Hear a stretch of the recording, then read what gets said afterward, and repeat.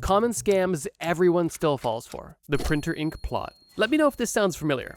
It's back to school season and you need a printer. You've got homework, projects, and lots of things that you need to print out, and for that reason, you're going to BroBuy to buy a printer. Luckily for you, there is tons of back to school sales, and you find the perfect printer for you for only $50. This printer looks solid, comes from a reputable brand, and even comes with ink. And although it was originally $100, for you, today it's $50. You buy this printer from BroBuy, you go back to your dorm room, and as the school semester begins, you realize your ink begins to get low. Obviously, ink is a consumable item, so you understand you have to replace it eventually, but this seems a bit quick. Regardless, you go back to BroBuy and begin to find the perfect ink replacement. Now, the first thing that's not really a scam, but is definitely irritating, is the crazy naming structure of ink cartridges. Like, if you somehow forgot to bring the Rosetta Stone to the printer ink section of BroBuy, you're gonna go home empty-handed or with ink that's not gonna fit your printer. Regardless, assuming you know exactly what you're looking for, you find this printer ink was not so much of a deal. The printer you bought only a month ago was $50, but this printer ink is $55. Obviously, this has to be a mistake, and you go to ask the employee if this is right, and they tell you, yeah, printer ink is expensive, it's hard to manufacture, blah, blah, blah, blah, blah. And you, being clever, decide that, well, if the ink is more, I'm just gonna buy another printer. But you go to the printer section only to realize that the printer is no longer on sale. And your options now are a $100 full price printer or $55 ink. And you take the $55 ink cartridge to the cash register, you check out, and you head home. If this sounds even remotely familiar to you, then I'm sorry to tell you, you have been scammed. Considering it's 2025, I would definitely say that most people are privy to the fact that printer ink cartridges are a scam. However, I would argue that most people are still oblivious to the fact of exactly how deep this scam runs, which is why this entry is on this list, and I'm going to expose the scam even further. To lay the foundation, the general business model of ink cartridge printers essentially goes like this. These companies produce a relatively quality printer, typically selling them with very thin margins or even sometimes at a loss, knowing that the real money is going to be made on the back end with their ink. And they ensure this back end business in multiple ways. The first method that these brands use is creating a proprietary ink cartridge that only works with their printers. This ensures that the consumer is not buying ink from other big brands or even smaller third parties that could give a better deal, meaning that the person who bought the cheap printer is now locked into their overpriced ink. But of course, it doesn't stop there. So now that we have a basic understanding of the bait and switch tactics that printer companies use to sell cheap printers but expensive ink, how else are they actually scamming you? Well, for starters, the cartridges that you are buying are basically empty. There are tons of videos online of people cracking open these ink cartridges only for them to be filled with foam and drops of ink. Literally drops. According to some of the YouTube videos I saw, these ink cartridges claimed to have 11 milliliters of ink, but actually only contained 3 milliliters of usable ink, which is ridiculous if you keep in mind the fact that you're paying anywhere from $10 to $50 for this ink. Those are some pretty expensive milliliters. Not only are these printer companies forcing you to buy their cartridges and forcing you to pay egregious prices for minimal ink, these printers are also wasting this precious ink that you spent your hard-earned money on. No, literally, let's say that you want to print a full-page document in just black. Regardless of what you choose, your printer is still going to use black and color ink just because. Now, some people claim that the reason that printers do this is to ensure that your black is as vibrant and as rich as it could be. However, a YouTuber by the name of Fstoppers tested this, and he printed out a document in black, and then he printed another document in black, but he covered the tip of the color cartridge to see if there was a difference. And what he was able to confirm was both documents looked the exact same, meaning that the colored ink with the black ink made no difference in the final product, meaning that the printer is literally wasting your colored ink even on fully black prints. So while the printer companies say they're just enhancing your black with a little bit of blue or a little bit of pink,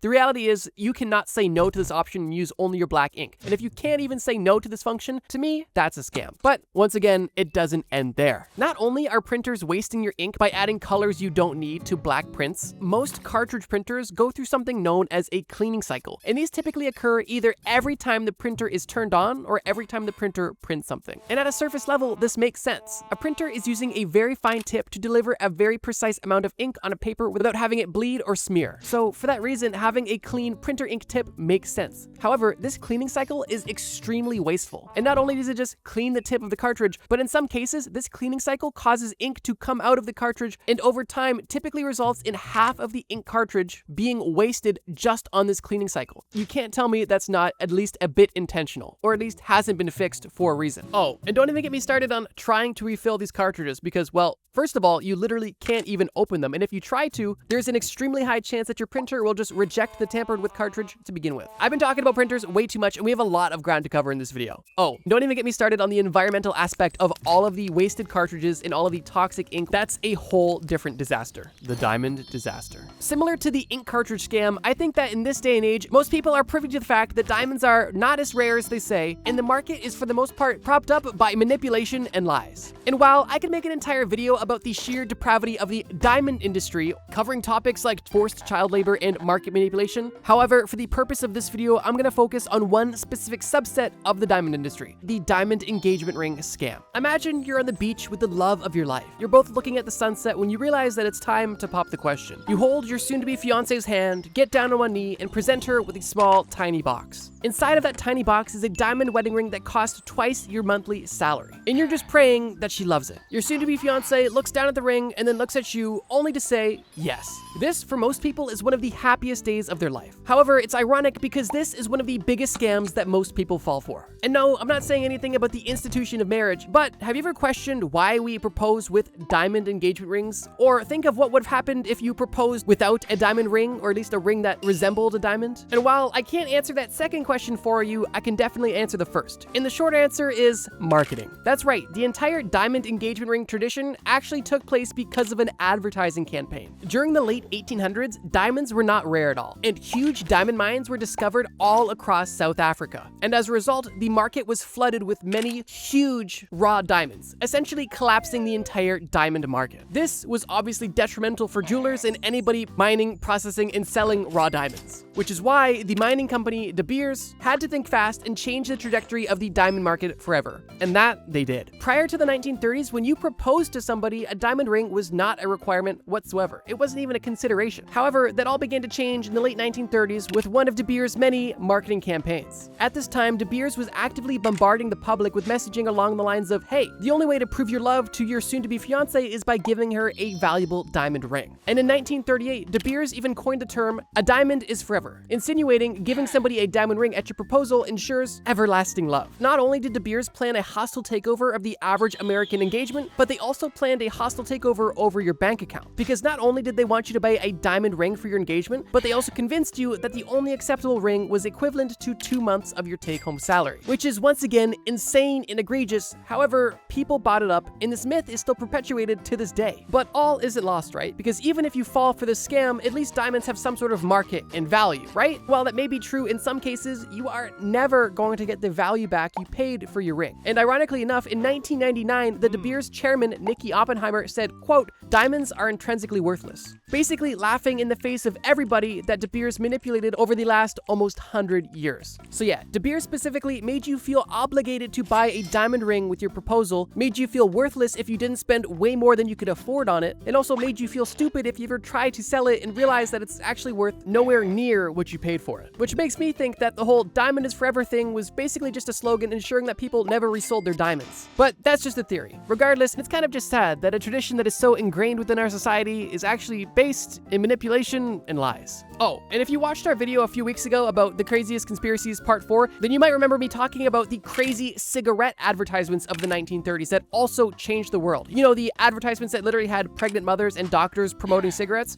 Yeah, the advertisements of the 1930s need to be studied because they had such a detrimental impact on society. But that's beyond the scope of this video. Let's keep moving. Textbook trickery.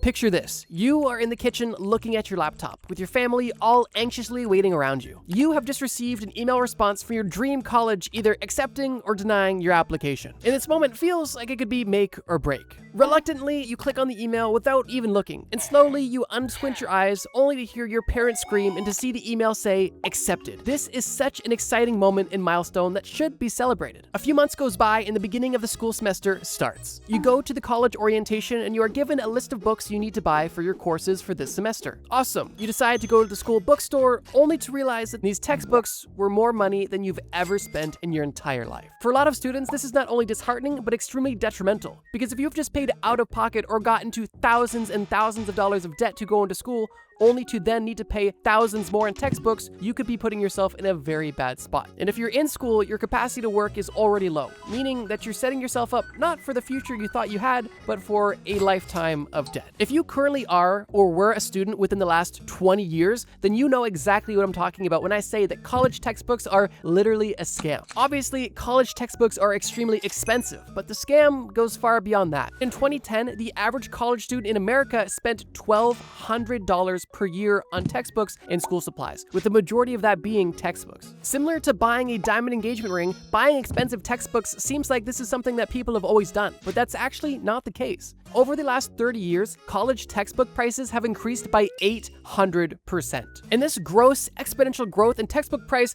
doesn't only have an effect on the student's wallet, but also on their education. Because as of 2016, almost 65% of college students in America opted out of buying textbooks because they were too expensive. As they should, although not having the most up-to-date textbooks does directly have an impact on their ability to learn, affecting their education, the whole reason they're in school in the first place. And the textbook companies not only know this, but actually go the extra mile to ensure that the older textbooks not only have less value, but are also less helpful. Let me explain. Most college or university textbooks have a new edition every single year, and today typically include some sort of bonus content only accessible with the newest book. But this access code can only be used once, and typically the content that you are accessing you will only have for a certain amount of time. Some universities require you to buy a brand new textbook so that you can access this code to do extracurricular homework or to do additional tasks, meaning that colleges are not only complicit, but actually an active participant in the scam as well. Because in most cases, colleges get a commission from these hyperinflated textbook prices. And if you compare a previous edition to the most recent edition, there is typically little to no changes in terms of content within the textbook. However, there is one major change you will notice, and that is the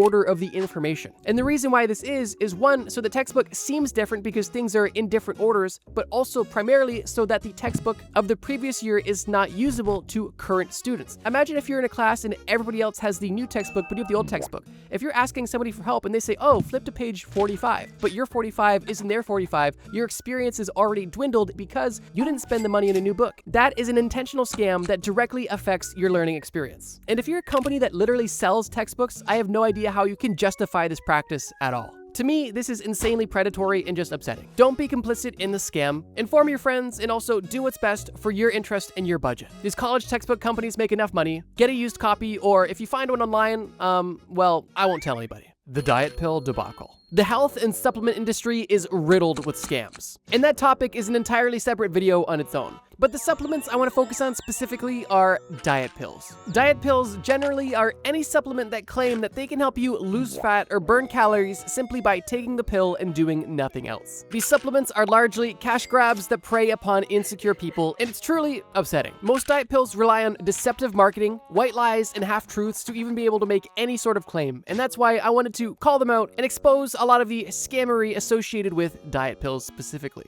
If you're a bro that's ever had a little bit of flub on your chub and you just wished you could kind of get rid of it with the snap of your fingers, then you would have been the prime target for one of these diet pill companies. Because the entire dream that these diet pill companies sell is that they can help you take all of your insecurities and literally excess body fat away if you buy their product and, well, give them money. But the reality is that over-the-counter supplements are not able to help make this change. They do nothing at all. Diet pills, also known as fat burners in the fitness industry, typically contain one of two ingredients. The first ingredient is some sort of caffeine-based stimulant, and they may, in addition or potentially separately, also contain an unregulated herbal blend, both with the same goal of either suppressing your appetite or boosting your metabolism. Already, you might have noticed a massive issue with the whole unregulated herbal blend, and that's because this blend is being curated and sold by companies that truly do not care about the consumer because their entire business relies on scamming the consumer. Because nobody in the supplement or fitness industry really believes in any sort of fat-burning supplement. It just doesn't work, or at the very least, not in the way that they say it does. Regardless, these stimulant mixes and herbal blends are only the tip of the iceberg when it comes to these fat burners, because assuming that they're at least safe, which they are in most cases, you're still being scammed, but at least you're not being scammed and poisoned. Now, the appetite suppression or potential metabolism boost you may find from these fat burners is negligible and doesn't cause a noticeable result at all in most individuals. What people who do take fat burners typically experience is a slightly reduced appetite and potentially a placebo effect. But even if this reduced appetite is causing you to lose weight, the weight loss is extremely not only only negligible, but also unsustainable if it even happens at all, simply because you're not addressing the core issue at play, which is typically your caloric intake and the amount of exercise you get on a daily basis. But besides the fact that the effects are either unsustainable or non-existent, these blends are not without their side effects. And common side effects from these fat burners include insomnia, anxiety, high blood pressure, and even digestive issue because of the massive amount of stimulants. Also, in combination with these herbal blends that your body may have never interacted with and may have an interesting reaction with. So already we're off to a rough start because the blends that they're using are questionable, and the results are actually, well, also once again questionable. But I think the nail in the coffin for fat burners or diet pills is definitely the deceptive marketing and business strategies that drive the entire industry. Roughly 95 to 99% of the entire fat burning supplement industry use ridiculous before and after photos and have insane claims that are not backed by science whatsoever. And in the United States, the National Institute of Health has even stated that very few dietary supplements that have been marketed for weight loss have been proven to be effective at all. And what is more reported with fat burning and weight loss pills is not weight loss, but actually serious health complications, typically liver damage and heart problems. Two things often associated with unregulated herbal blends and caffeine abuse. And I know a lot of you might be thinking, wow, this guy talks really fast. He must drink a lot of caffeine himself. And truthfully, I don't do caffeine because this is me normally, and I couldn't imagine myself on caffeine. And I know you definitely wouldn't like it either. But predatory marketing and questionable ingredients aside, one of the biggest issues with the whole diet pill fat burning supplement industry is the fact that they rely on legal loopholes to keep their products on shelves. These companies know that they're selling scams, and these companies are doing everything they can to be just within the lines to still be technically legal. In a lot of cases, companies that are selling these fat burning pills are typically either rebranding or tweaking existing formulas depending on whether or not they've been banned by the FDA yet. If there is an existing fat burning blend, then companies can simply white label that product, slap their name on it, and sell it. However, if the FDA bans one of the ingredients in this formula, then all they need to do is simply swap that one ingredient and start a new brand that hasn't had their reputation tainted by the fact that they used banned ingredients by the FDA. One of the biggest loopholes that these supplement companies use is the actual term supplement. While these fat burners and diet pills have claims that would be reminiscent of a pharmaceutical drug or potentially something like a GLP-1 medication, these drugs are technically classified as a supplement, meaning that they have not gone through the rigorous testing and scrutiny that pharmaceutical drugs do. Now, that by itself doesn't mean that pharmaceutical drugs are off the hook. That's an entirely separate can of worms, but focusing on these supplements specifically, they leverage the fact that supplements have a lower bar when it comes to testing and a lower barrier of entry when it comes to getting into the market. Now, you might be asking yourself, how are diet pills and fat burners still selling in 2025 if they've been sold over the last, 20, 30, 40 years and they have been proven to not be effective? And the reason is, a sucker is born every day. Unfortunately, there's always going to be people that are unhappy with their self-image and struggling and looking for any sort of way to feel better or potentially make progress. And that's where these pills are able to take advantage of these people. And these brands know that, which is why they're remaining on shelves and still make sales in this day. And the whole weight loss, fat burning supplement industry is still a multi-billion-dollar business. These companies know that they're selling hopes and dreams in a bottle. And for that reason, I would consider them a scam. But if you're a bro who's considering buying some sort of weight loss supplement or fat burning pill, just understand that literally going on a 10 to 20 minute walk every day would be more effective and safer and cheaper than any fat burning supplement you could buy. Eat healthy food, get active, and enjoy your life. It's really that simple. Don't let companies tell you you're not enough or that you need their product to be worthy. Claw machine chaos. Before we get to the last entry on this list, if you guys have enjoyed this video about everyday scams you're probably still falling for, please feel free to let me know if you want a part 2 by either leaving a like or leaving a comment below. This video has been super fun to make, and unfortunately there is so many scams to cover. Regardless, let's talk about claw machines because I am still salty right now. Picture this. You go to your favorite arcade, convert $100 of real money into 40,000 fake tokens. You take your tokens and you go to the large claw machine, and in there you find the cutest stuffed animal ever. You decide you're going to play a few rounds, and you end up spending the next 20 minutes using all of your credits, basically $100 real, trying to get the stuffed animal worth maybe 20 that you did not get. This may or may not have been a real situation that happened to me recently, and for that reason, claw machines are scams. I'm half joking. They're not a scam because I lost. They are a scam because I lost and I researched it and I found out they're a scam. Basically, every machine that takes money for a prize has something known as an adjustable payout. And what an adjustable payout is basically a mechanism within the computer, within this device that you're playing on or gaming on, that determines whether or not you're going to win or lose a prize. Claw machines are not a skill game. They're literally just gambling machines. And for that reason, under US law, they are classified as amusement machines, the same classification that slot machines are under. And they all basically work the same way. Now, going back to adjustable payouts, basically every prize-based machine machine can only be won once a certain threshold of money has been earned. Let me break it down. Let's say that there's a claw machine that has a bunch of toys that are worth $1 in it. Let's say that the person who owns the claw machine is really greedy. And let's say that he sets the adjustable payout to every time the claw machine makes $100, the claw machine will then officially have the strength required to pick up one of the $1 prizes. In that case, every 99 children is going to be very upset that they wasted their dollar and didn't get a prize. However, that very lucky and random one person who actually gets a claw that has any sort of strength to it is going to get a prize, and, well, they're going to get their dollar back in the form of that toy. However, for 99% of people, that is not the case. And the game that seemingly relies on skill actually ends up being a game of chance. So yeah, if you've ever used a claw machine and wondered why the thing was just so limp and if it would ever win ever, well, it will win, just not when you're playing, or at least not likely. And the claw does have strength behind it, but it's only going to happen 1 out of 10, 20, 30, 50, 100, 1,000 times. And that's how claw machines and all gaming machines make money. They have items that are worth X amount of money, and they'll only let you win once they've made their return that they want to make. So if you ever see a machine with really expensive items in it, just realize that it's going to take a lot of money for that prize to ever be paid out.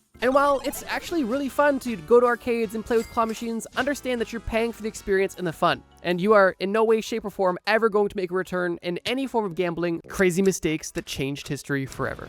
The Titanic dismissing iceberg warnings. In the evening hours of April 14th, 1912, the Titanic was just reaching the midpoint on its voyage to New York City. And as we all know, the Titanic never made it. All of this is relatively common knowledge. But what's not commonly known is the fact that these icebergs were not out of nowhere. The Titanic's crew specifically received warnings from other ships in the area about a potentially dangerous iceberg field, and the Titanic not only received but acknowledged these warnings. However, the tragedy still happened. And the reason why is likely one of the biggest mistakes ever in maritime history. Now, let's zoom in on exactly what led up to this fateful event and the mistakes that unfortunately caused it. One thing that's important to note is that the Titanic was not alone on its voyage. It wasn't necessarily surrounded by ships, but in a roughly 250-mile radius, there was 9 other ships making the same voyage across the North Atlantic, heading in both directions, both east and west, in what is known as shipping lanes, basically imaginary roads in the water. Some of the ships that were slightly further ahead than the Titanic all made comments about a large ice field that was directly in the path of these ships, meaning that action was required to actively avoid this ice field. These communications between ships were known as the Marconi messages, and these messages gave explicit information about where these icebergs were, how large they were, and how dangerous they could potentially be to a ship. In the captain's own journal that was kept in the black box on the ship, he even wrote down that he had been seeing extremely large icebergs and that the conditions outside were ideal for ice formations. Although with all of these notes being made, he had one note that he underlined in his journal that stated, quote, "no reduction of speed," meaning that even though the captain was fully aware of all of the dangerous icebergs and potential more to come, he didn't seem very concerned about them. And what's even more interesting is the plethora of theories on why the captain never slowed down, which is an obvious question that most would ask. If you know that you're heading towards a dangerous area in the water, why would you maintain such a high speed? And one of the most popular theories is that the person running the White Star Company, the company that owned the Titanic and other ships, intentionally withheld information from the captain to ensure that he didn't slow down speeds so that the Titanic would make it to New York on time, maintaining the company's reputation. However, I'm sure you can already see the irony. Regardless, at 11:39 p.m., the captain goes to bed and leaves his senior officers in place. And only shortly after that, one of the lookouts in the crow's nest spots a giant iceberg directly ahead. And by the time it's spotted, it's already almost too late. The ship is moving too fast, and while the ship did in its last moments slightly steer out of the way of the iceberg, this turn could have actually made things worse. Because now, the ship wasn't heading directly into the iceberg was going to be scraping along the side of the Titanic, essentially ripping it apart. Over 1,500 people lost their lives, and the Titanic became a legend of tragedy. This isn't to say that if the Titanic had reduced its speed, it would have guaranteed not to sink, although many experts believe that maintaining a high speed with such dangerous conditions approaching was definitely an oversight and a fatal mistake that likely caused the Titanic to sink. Dropped helmet downfall. In 547 BC, there was a city known as Sardis, and during this time, the city of Sardis was under the rule of Corsius, the king of Lydia. The kingdom of Lydia, for context, would be in modern-day Turkey. Now, what's interesting about Sardis is that this city is extremely well fortified, both geographically and architecturally. And what I mean by this is that Sardis wasn't only just a city with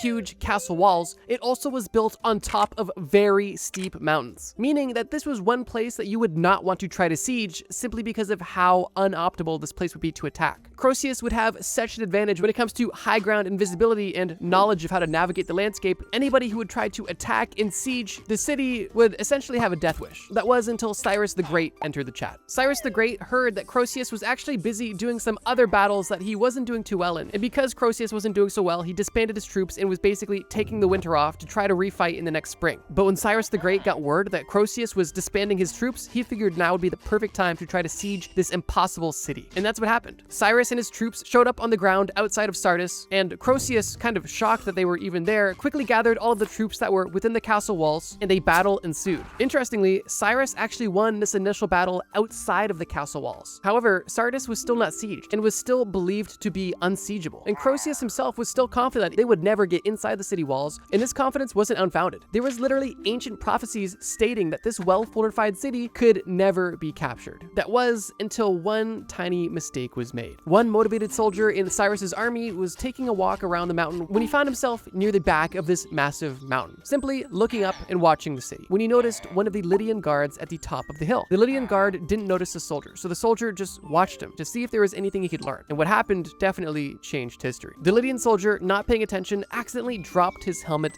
down the hill. And because he didn't know that he was being watched, he went ahead and retrieved his helmet. But as he retrieved his helmet, he inadvertently exposed the only vulnerable position of the entire city. And after this Persian soldier watched this Lydian soldier go from the city of Sardis down to gather his helmet and then back up almost effortlessly, he knew he had some crazy intel. And later that night, that same Persian soldier went back to the same location, tried to retrace the steps of that Lydian soldier that he saw, which he was able to do successfully. He shared this information with his army, and the rest is history. With their golden ticket into Sardis, Cyrus and his men laid siege to Sardis for 14 days, eventually capturing it. And it was with this siege that the Persian Empire grew stronger. And I guess it goes to show, no matter how fortified you think you are, never expose your back door. Hitler sleeping in on D-Day. June 6, 1944 signifies a massive win for the Allied powers in World War II. American, Canadian, and British forces were able to storm the beaches of Nazi-occupied Normandy in France, giving them the leverage to truly sink their teeth into the Axis powers, allowing them to ultimately win the war. And while we're all grateful that things worked out this way, why did it work out this way? At the time, there was a very real and dystopian possibility that the Nazis could have won D-Day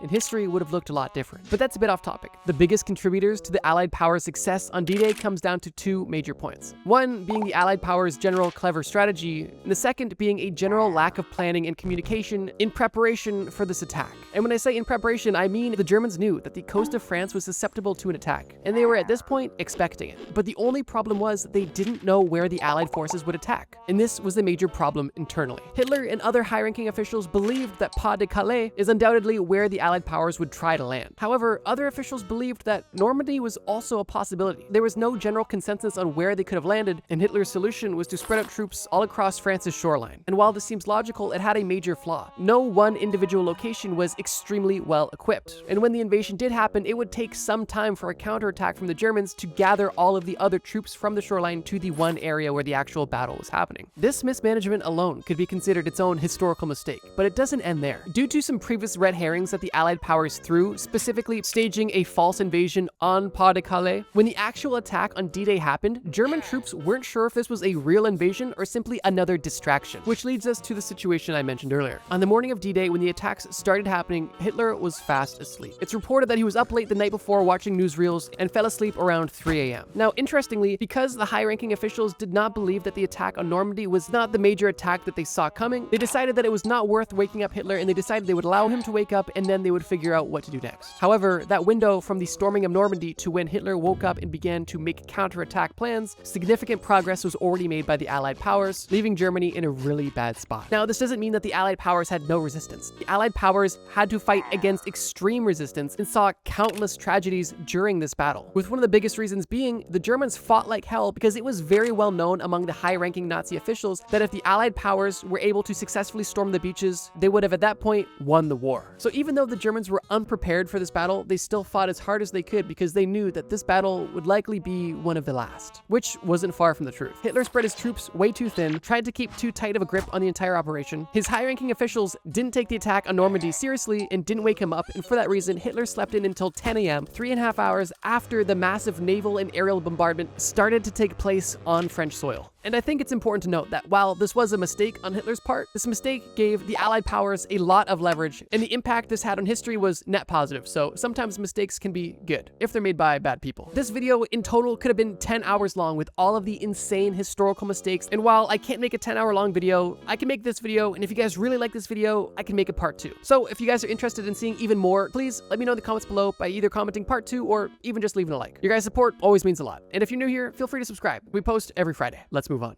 The Trojan horse. Right off the bat, I'm going to say there's definitely a lot of skepticism surrounding the entire Trojan War situation. At this point, archaeologists and historians are pretty certain that the Trojan Wars, happened, although there is a lot of legend and myth surrounding the entire situation, specifically demigods and divine intervention and things like that. Another very popular possible myth is the Trojan horse situation. And while it's not exactly proven to be true, it also hasn't been proven to be false either. So keeping that in mind, I'm going to tell the story as there is real historical roots, and the story is still rather compelling and interesting. So as the story goes, during the Trojan Wars, the Greeks came up with a very interesting method of attacking the city of Troy from the inside. That method involved a large wooden horse. Now, some versions of the story claim that the Greeks actually gifted the horse to the Trojans as a peace offering, saying, hey, we don't want any problems. Here you go. You can have this horse. But another version of the story that I think is more plausible, assuming the situation is real, is the fact that the Greeks were extremely deceptive with how they delivered this horse. Some versions of the story claim that the Greeks intentionally left the horse near the city of Troy and made it seem like they spent so much time on it, but then at the last minute abandoned it for mysterious reasons. Information was given to the Trojan authorities saying that the Greeks were building this horse as an offering to the god Athena. And because the Trojans didn't want the Greeks to have any sort of divine superiority, they decided they would steal the horse and offer it to Athena themselves, then getting the preference from the gods. Both stories are right out there, but I do believe that them stealing it for their own gain is a lot more likely than them accepting a massive questionable gift from their enemy at the time. Regardless, once this wooden horse was within Trojan walls, the hidden Greek soldiers inside waited until nightfall, slowly and quietly exited the horse and began killing the guards. They then opened the gates into Troy and allowed all hell to break loose. And while I'm keeping this one a bit short simply because there is very murky facts associated with it, the city of Troy did exist, it did fall, and the Trojan Wars were a thing, the exact details on the ongoings are interesting. And while the story of the Trojan horse is more or less at this point considered legend with possible historical roots, it's definitely not confirmed. And while it's hard to say that that situation that maybe didn't happen changed history forever, I still think it was worth mentioning. Because whether the situation happened or not, we still learned a valuable lesson from this legend. The Bay of Pigs time zone confusion. The Bay of Pigs invasion was a failed military operation by the USA on Cuba during a time when Fidel Castro was gaining a lot of power within Cuba and getting really friendly with the Soviet Union, and America did not like it whatsoever. The US president at the time, John F. Kennedy, decided that his best course of action was to secretly try to overthrow Fidel Castro, but in a way that left him some plausible deniability. And that alone is kind of a mistake on his part, because him being half in, half out definitely was a major contributing factor in the Bay of Pigs invasion failing, but it's not what I want to focus on this point, because I think there's an even smaller and even more hilarious mistake that took place during this already failed operation. There's a lot of nuance to the situation, but for a bit of additional context, when John F. Kennedy was running for president, he was running on a very anti-communist sentiment. And after he got into power, when there was a neighbor south of the American border who was very communist, he had to do something about it. But there was an issue. Cuba was getting close with the Soviet Union, and this was during the Cold War, so Kennedy did not want to rub the Soviet Union the wrong way. But at the same time, if Kennedy did nothing about Cuba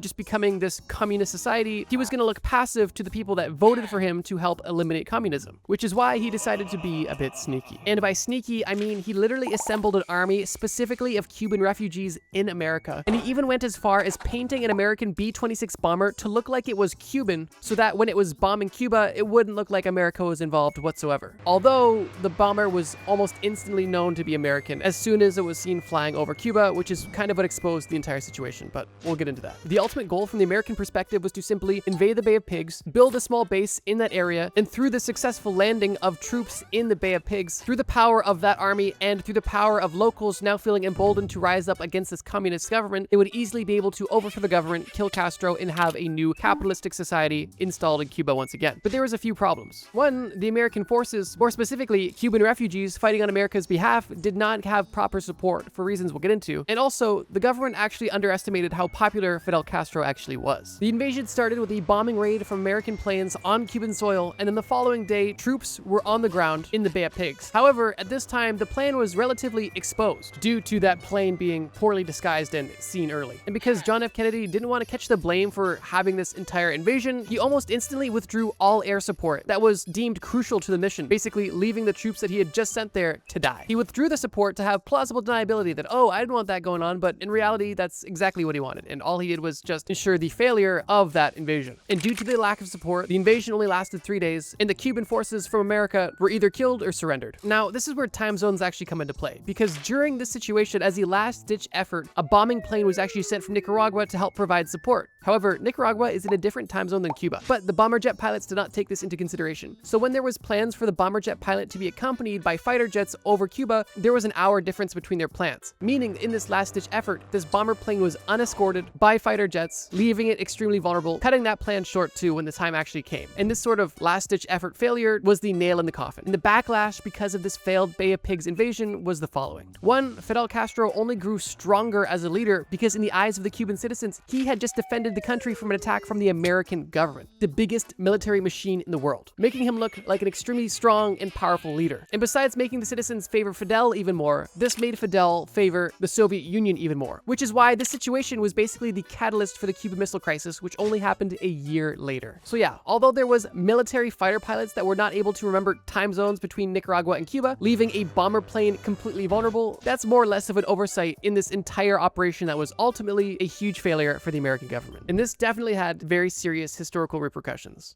NASA ignoring Challenger warnings. In 1986, the space shuttle known as Challenger was set for an amazing mission. The shuttle had 7 bright astronauts on board, and this crew was ready for takeoff. And on 11:39 a.m., just off the coast of Florida, the Challenger spaceship took off. Things looked relatively normal until just over a minute after the launch took place, the situation turned catastrophic. The space shuttle broke apart and disintegrated 14 kilometers in the air, leaving all 7 of the astronauts dead. This failed launch was a national tragedy. However, it could have been easily prevented. You see, after this devastating launch, a huge investigation was underway, and what they eventually ended up finding was that the cause of this entire explosion was the shuttle's rubber O-rings, which may seem like a non-crucial component, but in this case, these components were extremely crucial because they actually sealed the rocket boosters. And if you don't have sealed boosters, then hot gases can escape, and having hot gases right next to massive fuel tanks is a recipe for disaster. And unfortunately, that's exactly what happened. Now, obviously, hindsight is always 20/20, and if they had that information previously, they could have prevented it, but they did have this information. Months before the launch, one of the engineers on the project, Roger Boyce-Jolly, along with other engineers, both repeatedly warned NASA that the O-rings on the boosters may not function properly in low temperatures. But these weren't just verbal warnings. Boyce-Jolly even submitted a formal, detailed memo emphasizing the serious concerns and the potential deadly consequences. And even though numerous engineers warned about a potential fatal flaw with this launch, NASA ignored all of the warnings. Obviously, the mistake in question. But it doesn't end there, because once it was clear that NASA was not taking these concerns seriously, a group of individuals formed, making it their mission to stop this launch for the safety of the astronauts, although they didn't have the authority or support to actually prevent the launch from happening. And despite NASA being aware of the potential flaw, the launch still took place, and the world lost 7 astronauts, and NASA lost a lot of trust. One of the most devastating parts of this entire situation is that NASA knew that the specific failure of this O-ring would only be triggered by a cold environment. And even with this information, they decided to launch the rocket in January, which in Florida isn't typically that cold, but this day that it launched was particularly cold, and even still, with both of these factors, they still continued to launch on that day. When doing research for this section, I actually watched a video by Free Documentary on YouTube that has a full 50-minute breakdown on why this entire situation happened. And while I totally recommend going and watching that, and I'll even link that in the description, I wanted to quickly highlight the comments, because there was a lot of people commenting on this video that had personal experiences that were honestly heartbreaking. One of which comes from Leslie, where she states that her father was actually one of the engineers who tried to stop the launch. However, because him and other engineers weren't able to prevent the launch, when the eventual launch ended up happening and taking the lives of 7 astronauts, her father, as well as other engineers, became severely depressed simply because they felt they had failed the astronauts and even had a hand in killing the astronauts because they were unable to prevent the launch, which is truly terrible. Obviously, they were not responsible for the deaths whatsoever and actively tried to prevent them. However, NASA was unwilling to take their advice. The Chernobyl disaster. The story of Chernobyl is one that we are all likely familiar with at this point in time, but it cannot be understated how much of an impact this tragedy had not only on innocent civilians, but also on the outlook on nuclear power for decades to come. Ironically, the Chernobyl disaster took place once again in 1986. Not a good year for global tragedies. And while this situation was different, it did have some overlap, specifically with the fact that this disaster too could have been easily avoided with simple safety regulations. The Chernobyl power plant was one of the most advanced in the entire country. Specifically, Reactor 4, the reactor that exploded, was the newest, only being made 3 years before the disaster. On the day of the tragedy, a safety test was supposed to be carried out by the day crew during their shift. However, they did not carry out the safety test during the day, so the night crew had to take over. This doesn't seem like a big deal until you understand that the night crew was not nearly as trained as the day crew, and they were not supposed to be doing safety tests. However, in this case, they did. They had minimal time to actually prepare for how this was going to happen, or how to properly deal with any sort of adversity in case something went wrong. And on top of their poor training and lack of experience, the Soviet Union was also very secretive about this technology in general. So even the people that were experienced in the situation were not fully in the loop with how everything was even operating to begin with. However, the night crew went about doing the safety test, and this safety test is exactly what resulted in the explosion of Reactor 4.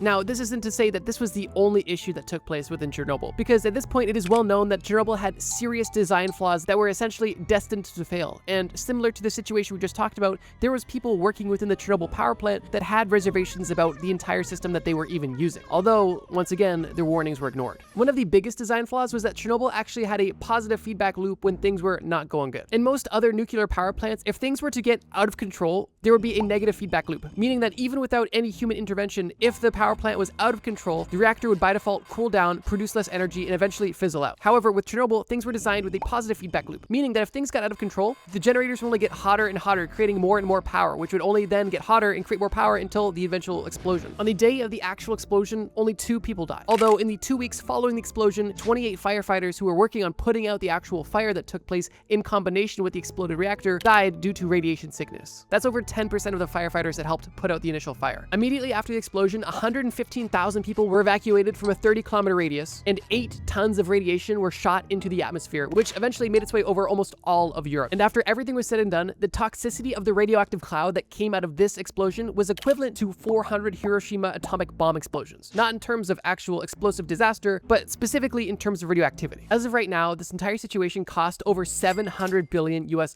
and today the cleanup is still going on, and the total cleanup for the Chernobyl situation is expected to be completed in 2065, almost 80 years after the initial explosion. The accidental discovery of penicillin. Yep, you've heard me right. This video has been relatively dark, so I figured for the last entry on this list, I'd leave it on a positive note. In 1928, Scottish physician Alexander Fleming was studying a specific bacterial culture, and during this study, he decided that he would leave his culture plate out on his workbench over the weekend. That's not so odd, but what was odd was the fact that when he came back on Monday morning to check on this bacteria culture he had left out, he had noticed that there was mold growing on the plate. Now, initially, having mold growing on your bacteria culture means that the sample is just worthless and you have to start again. But he noticed something interesting. The bacteria that was surrounding this mold was destroyed and didn't exist anymore. And this gave him an interesting idea. He began to continue tests to see how powerful this mold could be when it comes to neutralizing and destroying bacteria. And it was this observation that eventually led to penicillin, the world's true first antibiotic, which at this point has saved millions upon millions of lives. The mold is known as Penicillium notatum, and that little bit of mold just magically appearing on Fleming's culture plate undoubtedly had a massive impact on history forever. And just goes to show, sometimes something you perceive as negative actually ends up being the best thing that could possibly happen to you. And just imagine what could have happened if Alexander wasn't feeling so inquisitive this day and just decided to angrily throw out this culture plate because it wasn't to his liking and had mold on it. History is truly wild. The worst times to be born in human history.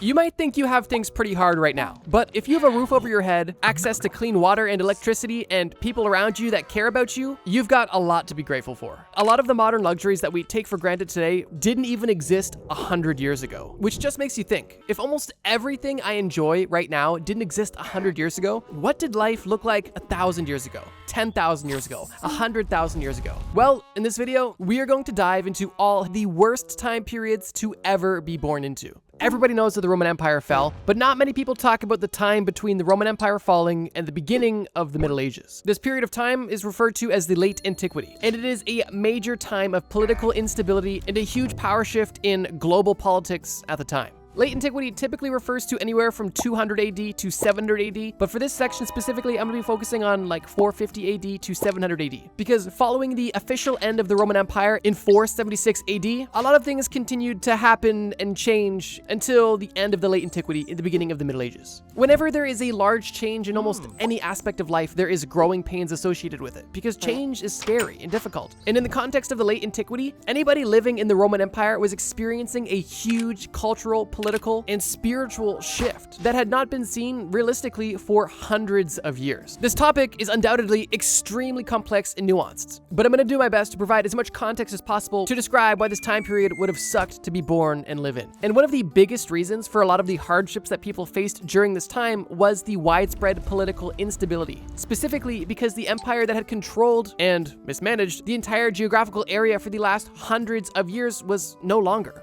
meaning that by default, there was a power vacuum that people were hungry to fill. And of course, with the fall of one of the most iconic empires of all time, you also lose a lot of long-standing institutions, specifically armies, defense, banking, really anything that provided safety and stability to the people of Rome. Even before the fall of the Roman Empire, Rome was consistently under attack from different groups. But during the late antiquity, there was much less resources and manpower to fight off barbarian tribes like the Goths, the Vandals, the Huns, which meant that these barbarian tribes were extremely motivated because they knew that the big bad Roman Empire was not what it used to be. And what this resulted in was frequent wars, raids, and destruction across all of Europe and the Mediterranean, which for soldiers was devastating because at this point, soldiers were not as well equipped as they used to be, meaning that they were typically at a disadvantage during these attacks. And for civilians, that meant that they were simply less protected, making them vulnerable to barbarian raids, which is something you definitely do not want to be vulnerable to. On top of defenses being diminished and wars and raids being more frequent, there was also a huge economic decline, which was almost perfectly coupled with the political instability. And because of this, massive trade networks shrank. Major culturally significant cities were destroyed and abandoned, and even agriculture was affected due to these consistent invasions. We think about ancient Roman and ancient Greek ruins today as this thing that existed only far in the past, but during the late antiquity,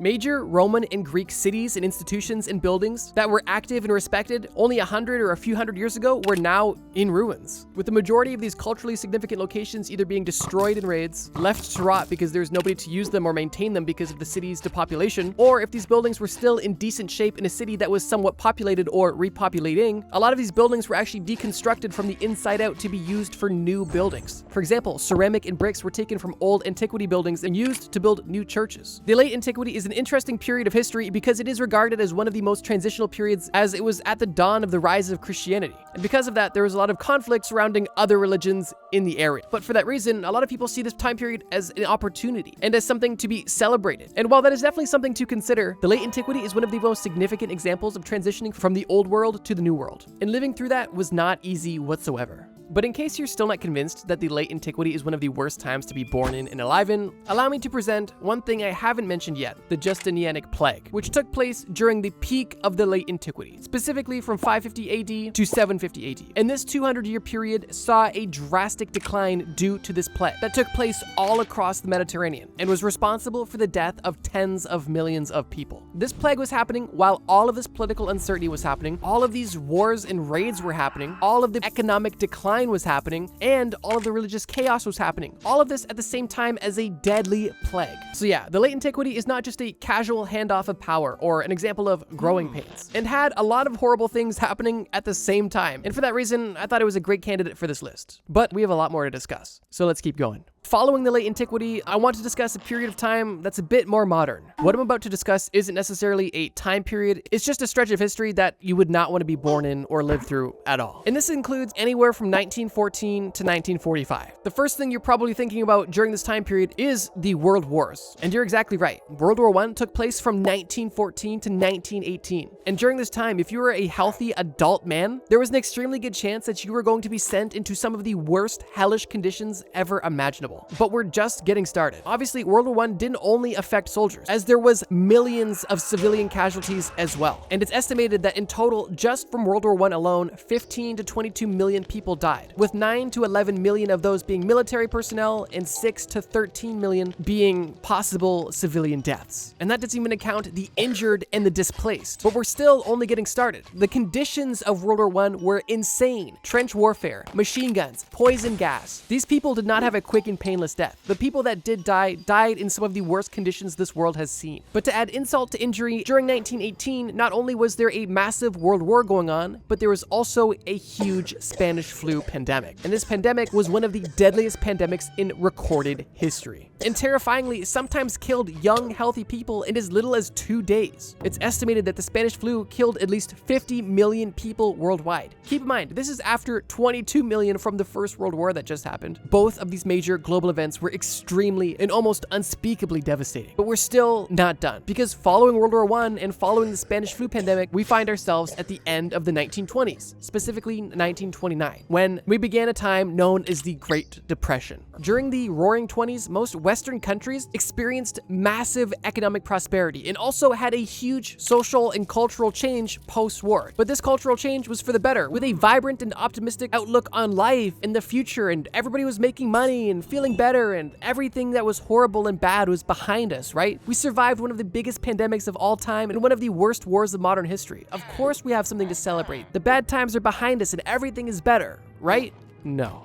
And the worst was only yet to come. 1929 was the catalyst of the Great Depression, and the Great Depression lasted through much of the 1930s. The Great Depression can be summarized by its economic, social, and psychological effects that it had on basically all of America. But it wasn't just America that was affected. This was a global economic catastrophe, and millions of lives were changed forever. At its peak in the United States, unemployment rates were as high as 25%. Businesses were closing left, right, and center, banks were failing, and because people lost their jobs, their savings, their livelihoods, and everything that they knew to be normal, people needed to adjust quickly or die. Poverty, hunger, homelessness were all extremely common during the Great Depression, as well as breadlines and soup kitchens, which were basically the government giving you rations of food, which typically weren't enough, but they helped. And it's not hard to believe that with this huge economic collapse came personal and political unease and restlessness. Any social programs that existed were now gone, which meant that the most vulnerable groups in society were now even more vulnerable. Old people, children, disabled people, anybody who wasn't fully and extremely self-reliant was now at risk. But even if you were self-reliant, there was still a huge psychological impact of this entire situation. Just imagine if 5 years ago you were experiencing the most prosperity you had in your life. You survived the plague, you survived the war, you had a business that was successful. It seemed like everything was okay. But then in October of 1929, everything changed. The bank where you stored your millions of dollars was closed. Your money was nowhere to be found. The business that you were operating was now empty because nobody was shopping, and you had to fire all of your employees.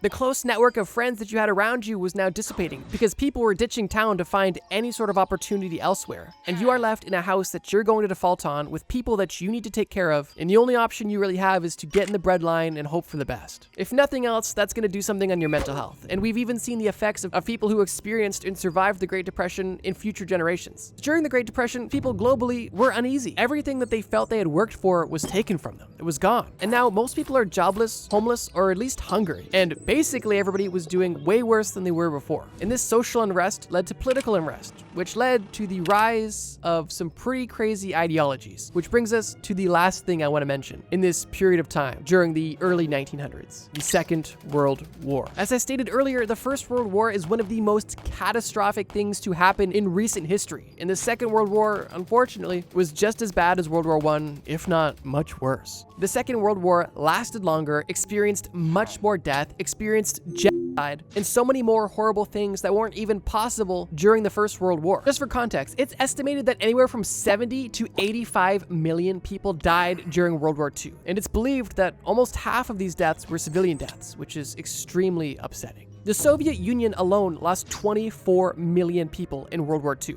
which is more than all of the people lost in World War I, just for context. And once again, if you were a young, healthy man during this time, there was an extremely good chance that you were about to be exposed to hellish conditions and almost certain death. And if you were just living in Europe or Japan, there was also a good chance that no matter who you were, old, young, man, woman, you could very much so experience horrors beyond your comprehension. And the bookend on this entire period of time is the bomb that was dropped on Hiroshima that ended the Second World War and killed around 200,000 people.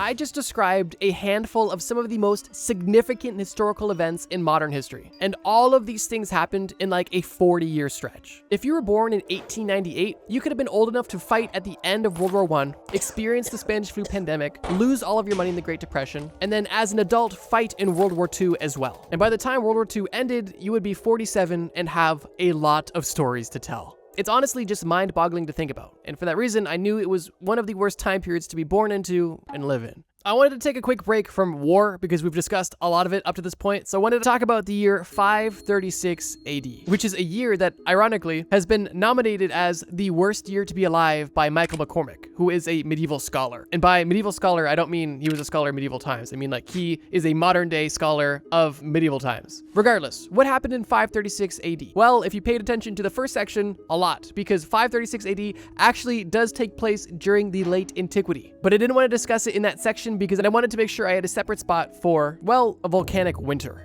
During 536 AD, a massive volcanic eruption took place and literally cooled the Earth's climate, specifically Europe's and China's climate. And for 18 months, across China and Europe, there was a dark sky consistently, temperatures dropping as low as 2.5 degrees Celsius. And because of that unusual decrease in temperature during these 18 months, people not only experienced severe weather anomalies, but also widespread famine. But on top of both of these things, I can only imagine how scared and concerned people were, because this volcanic eruption happened in Iceland. So people in China and medieval Europe really didn't know what was going on. They just saw clouds that came and never left. And the results of these clouds were devastating. And while we don't exactly know how many people died due to the famine and political unrest that were caused by the volcanic winter of 536 AD, this entire situation was basically just rubbing salt in the wounds of what was already happening during the late antiquity period. And I don't want to harp on the late antiquity so much, but let's just kind of recap. Consistent wars and raids, famine, economic collapse, a massive bubonic plague pandemic, and on top of all of this, a year and a half where the sky was just darker and everything was colder, which caused people to get really weird and squirrely, food to die, and weather to get weird. Like for example, in China, it literally snowed during the summertime. Following 536 AD, there was something known as the Late Antique Little Ice Age, which lasted from 536 to 660, because after this 18 months of the initial cloud dust that caused a volcanic winter, there was other eruptions that happened shortly after that prolonged the cooling of the Earth at this time. So even though 536 is the year that gets all the fame, there was roughly a 130-year period where the Earth was just colder, and it was literally known as a Little Ice Age. Ridiculous. Fast forwarding out of the late antiquity period for the second time, we're now moving on into the mid-1300s when medieval Europe is in full swing, and we are now experiencing one of the most devastating pandemics of all time, the Black Death. In all of Europe and even areas outside of Europe from 1347 to 1351, basically nobody was safe from one of the deadliest pandemics to ever happen. Now, we've already discussed the bubonic plague that took place during the late antiquity period, but I had to discuss the Black Death because it was so culturally significant and it was so devastating. So I'm going to make this part short, but I had to mention it. During this roughly 4-year period, the Black Death wiped out an estimated 30 to 60% of all of Europe's population, which is almost unfathomable to think about. In numbers, the death toll is estimated to be around 50 million in Europe and up to potentially 200 million globally. Like, let's just say it killed an average of 50% of people in Europe. That means 1 in 2 people were killed by the plague in only a few year period. That is so hard to even imagine. And on top of the sheer terrifying nature of half of the people that were living now dying, there's also massive social and political impacts because of the Black Death, adding gas to the fire of this already out of control situation. And it's for that reason that being alive during the mid-1300s would be one of the worst times to ever be born or live in general, because everybody was terrified of the disease that was going around. Nobody knew how to properly treat or prevent this disease. Half of everybody you know is dying from this disease. And if you were to be born in this setting, it must have seemed like the world was just ending around you. And for that reason, it's more than obvious why you would have not wanted to been born or live during this period of time. And seeing as disease and pandemics are inescapable on this list, I do have another example to discuss. And it takes place during the late 1400s. But this is a time that is specifically tragic for a specific group of people, Native Americans. Europeans decided to take a trip over to America, and it ended in 95% of all indigenous populations effectively being wiped out because Americans were immune to and carried diseases that the Native Americans have never seen before. But it wasn't only the diseases that made the colonization of the Americas so devastating for the Native Americans, but it was also the social and religious and cultural aspects of the entire colonization by the Europeans. If you were a Native American living anywhere in North America, basically any time after 1492 was a really tragic time to be born and alive. As I mentioned previously, when the Europeans began to colonize Americas, the spread of old world diseases such as smallpox led to one of the deadliest biological disasters basically ever recorded. It's estimated that up to 55 million or 95% of Native Americans passed away just from diseases alone. But that's really where the suffering began. If you were an indigenous person during the time of colonization, not only did you experience the widespread disease, but also widespread violence, displacement, and essentially destruction. The Europeans at this point already had gunpowder, and now they realized that they had an unintentional bioweapon that they could use at will. And because of this, many indigenous groups were simply at the mercy of the Europeans that were colonizing their land, which meant that people were moved out of places that they've lived for hundreds, if not thousands of years. Wars took place on people that were already weak and had low morale, and the entire Native American way of life was not only in jeopardy, but on the verge of being destroyed forever. The settlers and explorers from Europe that were living in the Americas didn't have an easy life either. But compared to what the indigenous people experienced during this time, it's not even comparable. And keep in mind, these European explorers and settlers, they chose to embark on this mission. The Native Americans didn't ask for any of this. They were living their own life until the Europeans inserted themselves and brought over germs and steel. And even to this very day, you can still see the effects of this colonization on Native American communities. The colonization of the Americas is another example of an extremely harsh and tragic transition period that happened throughout history. And for better or for worse, it happened. And to have lived or been born as a Native American during this time,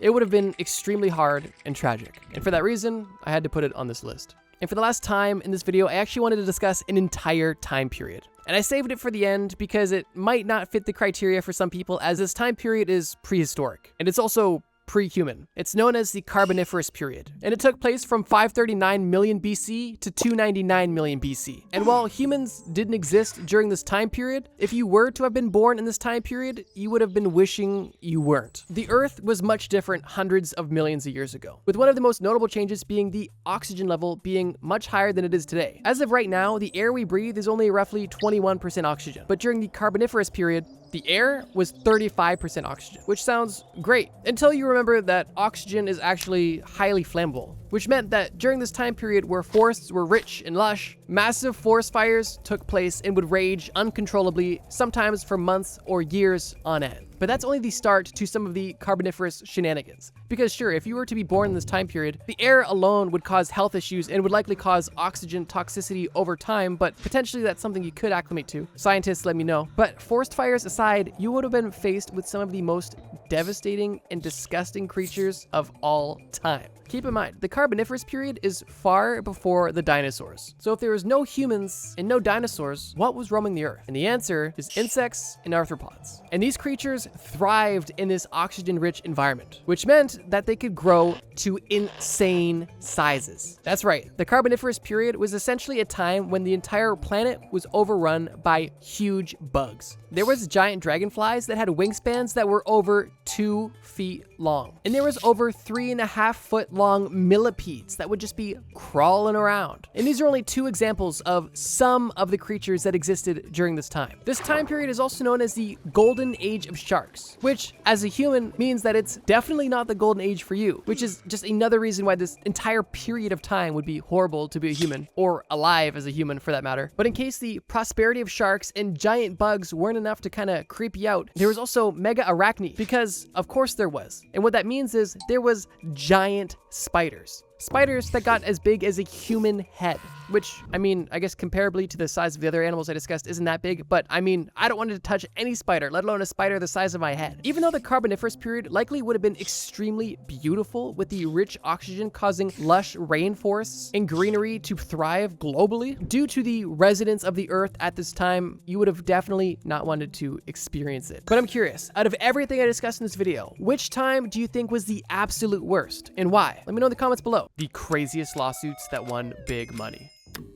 Have you ever been walking through the grocery store when you notice a large puddle on the floor? Although there's no wet floor sign, to most, this seems like something you should avoid. But if you were feeling extra opportunistic, this could be a big payday. And all it would require is you to hurt yourself really bad or to put on a really good performance. Now, nobody gets paid for hurting themselves, but you can get paid if you're in a place and it's reasonably expected that this place will be safe for you to use. Then if it's not, you may have the opportunity to file a lawsuit. And while this system exists to protect entities and individuals, it's not always used in such a benevolent way. Which is why today we're not only discussing the craziest lawsuits, but crazy lawsuits that won big money. Let's begin. Richard Overton versus Anheuser-Busch. In 1991, a man named Richard Overton was a simple, blue-collar, working-class man. And what does every simple, blue-collar, working-class man love? A good beer at the end of the day. And maybe even during the day. And for a lot of people, Bud Light is the beer of choice. Now, Bud Light is obviously a consumer product. And like all consumer products, they come with interesting and fun commercials. Most commercials and advertisements try to portray a certain lifestyle or a certain emotional response when it comes to a product to try to give a product emotional weight in somebody's head, helping promote a purchasing decision. For example, if you're trying to sell a fancy watch, you might put it on a fancy looking person in a fancy looking house driving a fancy looking car. A great example of this is watch any perfume or cologne commercial. Like, there's literally a Christian Dior perfume commercial that is just Johnny Depp playing the guitar with wolves in the desert. You're gonna see it on screen, but that's just what I remember from the top of my head. Regardless, ads and marketing are supposed to be fun and creative and make you feel cool and look cool, right? Well, not always. And in this case, Richard Overton felt like Anheuser-Busch, the maker of Bud Light, specifically betrayed him. In 1991, Bud Light was running advertising campaigns that specifically portrayed glamorous lifestyles, beaches, attractive women, all in association with Bud Light. And these ads, to some, imply that drinking Bud Light would result in a similar experience, which I guess you could say is more or less not unreasonable, but I think most would just assume that, yeah, okay, they want to make this beer look cool, I get it, but not to Richard Overton. Richard Overton thought that drinking this beer would make you cool. It would give you the glamorous lifestyle. It would put you on a beach somehow, and beautiful women would simply flock to you because you were drinking it. But because that didn't happen, he wasn't only disappointed, he was furious. So furious, in fact, that he decided to hire a lawyer and sue Anheuser-Busch. Now here's the deal. Believe it or not, Richard Overton was actually able to find a lawyer who was willing to take the situation, which just goes to show that there were hungry lawyers out there, you know, Better Call Saul type of guys. And the legal claim that Richard and his lawyer ended up making was that the ads were falsely advertising a lifestyle, and due to this, Richard Overton suffered emotional distress and mental injury because the promised lifestyle he saw was never materialized. At this point, this sounds like a fake joke, but I promise you it's not. And even if the story ended there, it would already be crazy enough. But it doesn't, because obviously he won money. And while it's not the biggest money in the world, it's sizable enough to add it to this list. Once this lawsuit was filed, the ridiculousness of it alone was enough to spark media attention, causing a lot of negative publicity about marketing and specifically Bud Light. Which is why, although Bud Light would have had a very easy case to win here, they decided to settle with Richard Overton for $10,000 cash. Not because they thought that he was right, but because they wanted the attention to die down, and they figured if they gave him 10 grand, he would shut up and go about his life. And well, that's exactly what happened. And like I said, $10,000 definitely isn't nothing, but compared to some of the money that people get in the other cases in this video, it looks like chump change. And I'm really curious if he truly felt this way or if he just wanted to see if he could get some money. Okay, editor's note here. I actually was just going through and finalizing this and realized when I was doing some additional research that this actually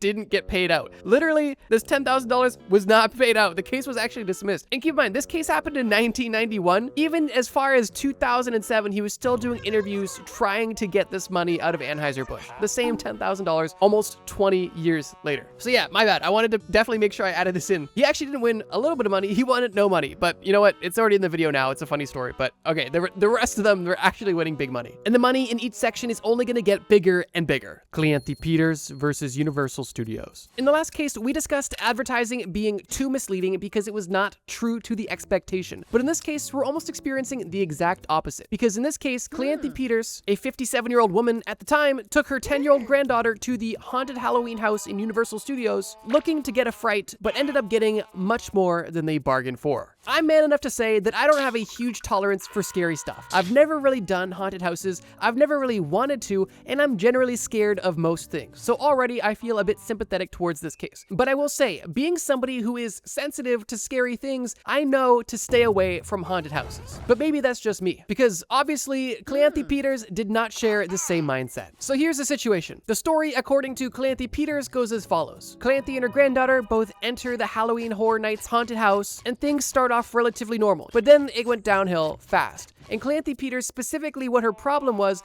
that there was a costumed man dressed with a fake chainsaw that was allegedly chasing her around, making threatening motions, and doing so in such a degree that it not only caused severe emotional trauma, but even caused her physical injury as she was attempting to escape this chainsaw-wielding maniac. It's not stated what happened after this initial experience, but my assumption is that she collected her granddaughter, left the park, and then went ahead to find her Better Call Saul lawyer. And once she had this lawyer, her official argument was that she claimed that the attraction went too far and failed to ensure safety, especially regarding people with medical conditions or anxiety disorders. Now here's the deal. This is actually somewhat reasonable, and I'm not gonna just dunk on this person for the sake of entertainment. I think that there's a very real chance that there could have been, a person working in a haunted house that was taking it too far, maybe getting handsy or aggressive. That's totally possible. But my assumption is that's not the case, and this is more or less of a situation of somebody maybe being somewhere they shouldn't have been. Clancy actually ended up taking this to court, and she was awarded, drumroll please, $15,000. And the court and jury decided that even though Clancy was at a horror-themed attraction, there definitely needs to be a line in safety standards that are enforced. And with Clancy winning this case, it actually resulted in the park reevaluating their safety standards and even their waiver systems. And whether or not they made positive or negative changes, that I can't report. Although they did pay Clancy $15,000 for being a little too spooky. Kathleen Robertson versus a Texas furniture store. Kathleen Robertson was a young mother of one and lived in the suburbs of Austin, Texas. Her husband worked throughout the day and she was a stay-at-home mother. So during the day, her and her 3-year-old son at the time would go out and run errands from time to time. On the fateful day of the incident we're talking about, Kathleen brought her 3-year-old son to a furniture store to look for a brand new couch for their home. But this unassuming trip to the furniture store was actually going to turn catastrophic very soon. The story states that during her time furniture shopping, Kathleen was looking at different couches and price tags when she was walking from couch to couch until she tripped over an object and ended up twisting her ankle and falling. Because Kathleen sustained such a serious injury while furniture shopping, she sued. But the twist is this: that object that she tripped on was actually her own 3-year-old son, who was running around the store like a bull in a china shop. Kathleen argued that the store was negligent and argued that the staff should have had better control over the store's environment. If your blood is already boiling, it gets better. In court, the jury actually awarded Kathleen $80,000. Not only did this spark outrage in some, but it also caused the furniture store to go under, closing a small family business. But that's not the worst of the situation. The worst part about this entire situation is actually that it's not real. That's right. That's why I refer to this as the story. This popular urban legend of Kathleen Robertson, who tripped and fell over her own son suing the store for 80 grand, is not real. And I wanted to add it to this list about real situations for the following reason. When I was doing research for this video, one thing I found was that there was a very popular piece of chainmail known as the Stella Awards email. It was basically like a text chain copy pasta email that you would share around of the craziest lawsuits or the Stella Awards. Why they call it the Stella Awards is something I'll explain in a later section. But basically, there was a huge email that was going around specifically full of 7 frivolous lawsuits that supposedly won. One of the most famous fake stories from this email was the story of the man named Terrence Dickinson from Pennsylvania who broke into a house to burglarize it and went in the garage, but he actually ended up getting stuck in the garage, and because he was trapped in the garage, once he was let out when the family got home from vacation, he sued them and won $500,000. I've personally heard the story through word of mouth, and if you have too, you've been told a lie. But that's not where the situation ends. This piece of chainmail with 7 fake stories isn't just interesting. It's actually manipulative, because it's highly speculated that this fake email chain that was viral during the early 2000s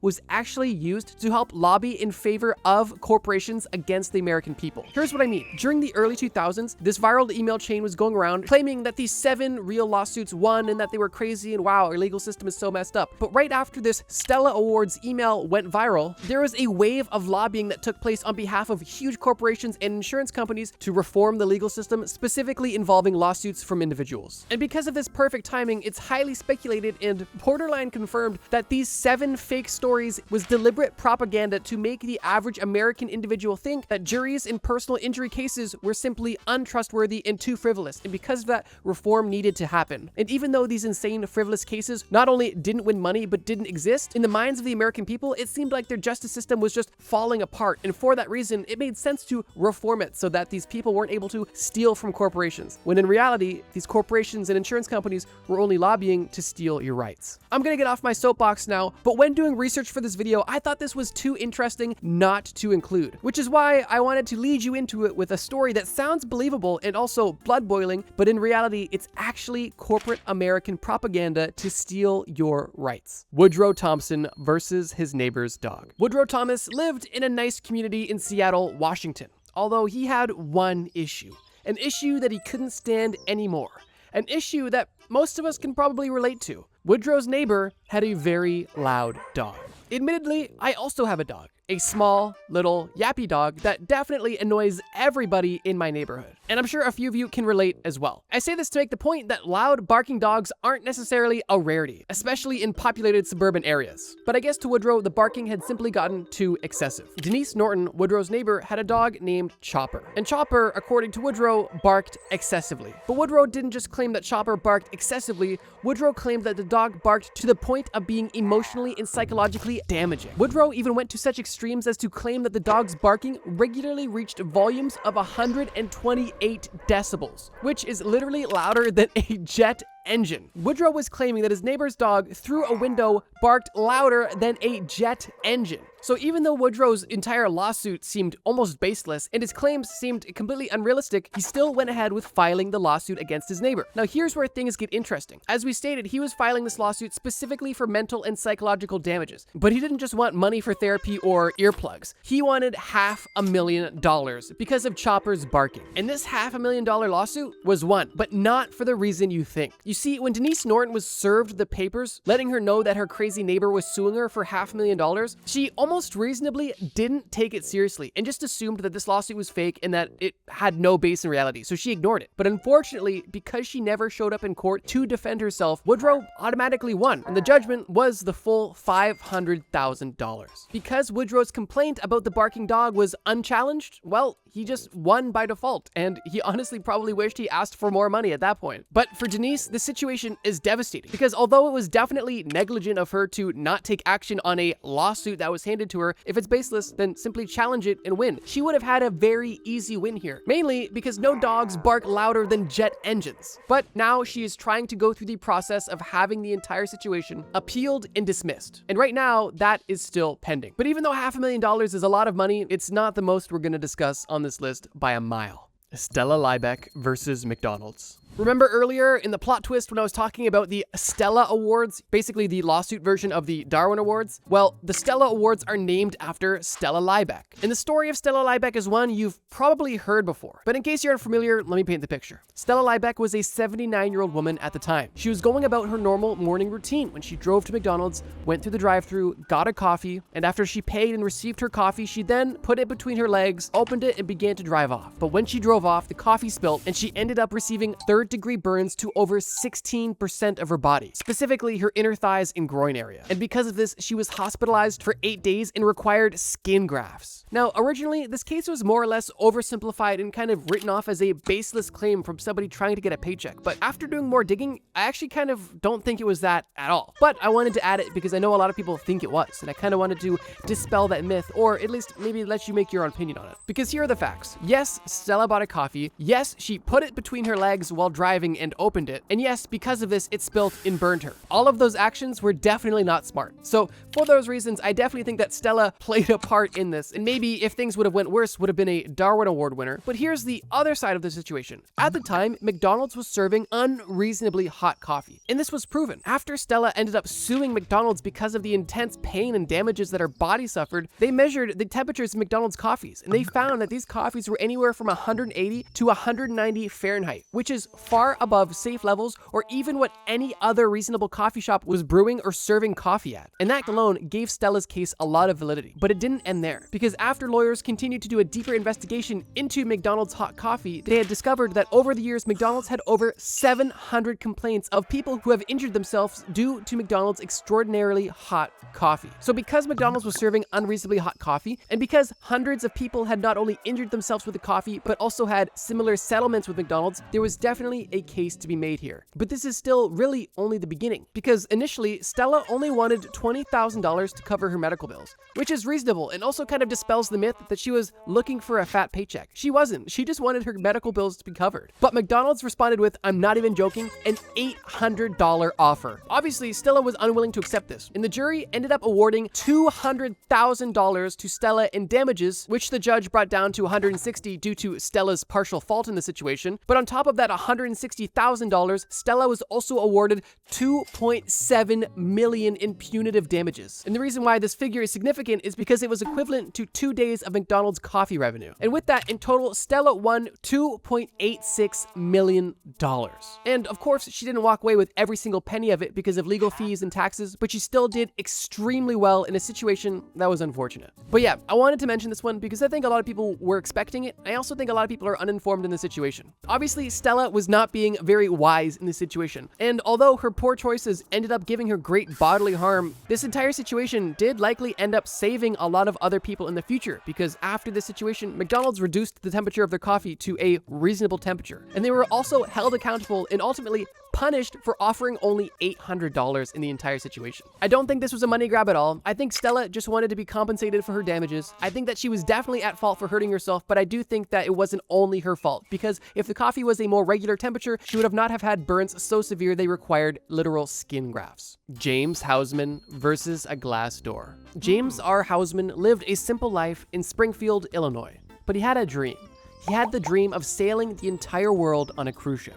And this was a dream that was just about to materialize, and he was doing it on a Holland America cruise. And today was the day. He appeared at the port, stepped on the cruise ship, and began traveling the 7 seas. His cruise was going well so far. He was enjoying every aspect of cruise ship life. You know, shuffleboard with old people, lunch with old people, dinner with old people, dancing with old people, bathing with old people. You know, all of the standard luxuries that a cruise ship can offer. Until one fateful day. The cruise ship that James was on had glass doors. Nothing surprising. But the glass doors on this cruise ship were automatic. And on one fateful day, when James was walking through one of the glass doors on this Holland America cruise, James was hit in the head by a glass door. As the story goes, he was simply walking through the doorway, the door was closing too fast, and it hit him in the head, causing him permanent brain damage. Here's what's interesting. After the incident where James was struck in the head by this automatic glass door, he was still able to carry out his entire 280-day world cruise. But it's reported that his brain injury left him prone to vertigo and small seizures, which are life-changing. When James initially sued the Holland America Cruise Company, the company accused Hausman of carelessly walking into the door and claimed that the incident was anomalous and not their fault. However, that's not what the jury thought. We're obviously going up in money, so it's more than the last one, but guess how much money he won? Do you have your guess? Okay.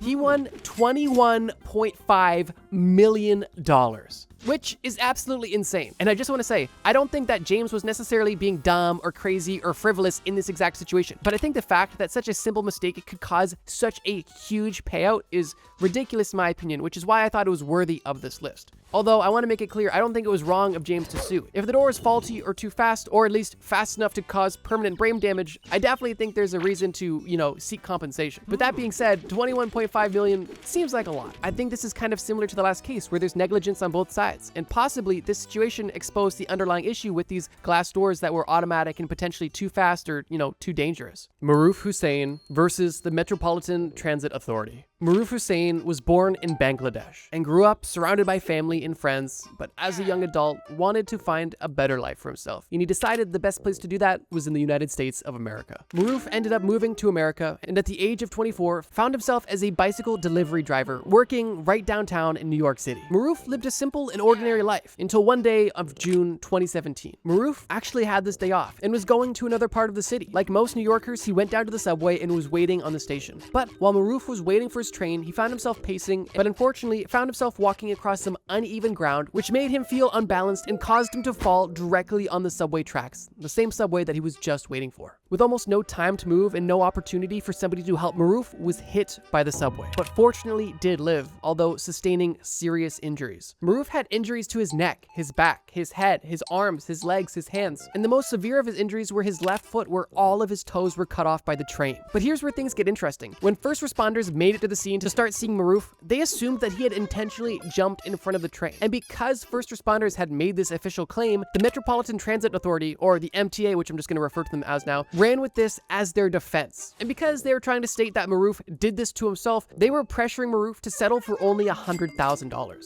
Now, Maroof was fighting an uphill battle because not only was he permanently injured because he fell in front of the subway and was struck by it, but now he also had to prove that he didn't do it on purpose. And I think once again, I just wanted to make the point right here. This entry isn't on the list because I think Maroof's crazy or dumb or frivolous or at fault, but I think this entire situation is very dumb, crazy, and frivolous, specifically on the side of the MTA. And I thought it was still worth having it on this specific list. More or less to have a happy and satisfying ending, but we'll get there. Like I said, this entire situation took place in 2017, and it took Maroof years to fight against the MTA and their bullying and their coercion for them to just take the $100,000 offer. But he remained consistent and vigilant. And because he didn't just quickly settle for $100,000, you know, life-changing money in a lot of circumstances, he truly won big. How big, you may ask? Well, he won just under $23 million, or roughly $4.5 million per missing toe, if you're keeping track. But yeah, the jury found the MTA completely responsible and negligent to the fact that they could have implemented additional safeguards, but didn't. And because of this, Maroof was 5 toes poorer and nearly $23 million richer. And it just goes to show, if a company's willing to throw $100,000 at you just to shut you up, it's probably because they know that your case is strong and worth a lot more. Just look at Stella's case. She only wanted $20,000, but McDonald's literally only slapped her in the face with an $800 settlement offer. But because of their severe greed, they ended up paying millions because they couldn't have just honored her medical bills for the coffee that they made too hot. And in this case, if Maroof had just taken the $100,000 and settled and didn't want to fight for himself, well, he would have missed out on tens of millions of dollars. So I guess it goes to show, make sure you advocate for yourself, make sure you stand up, and make sure if you're throwing a lowball offer, you reject it and get what you're worth. Maroof was only seeking $20 million, which is a lot, but they probably could have offered him maybe $5 to settle today, and he probably would have taken it. That's still $1 million per toe.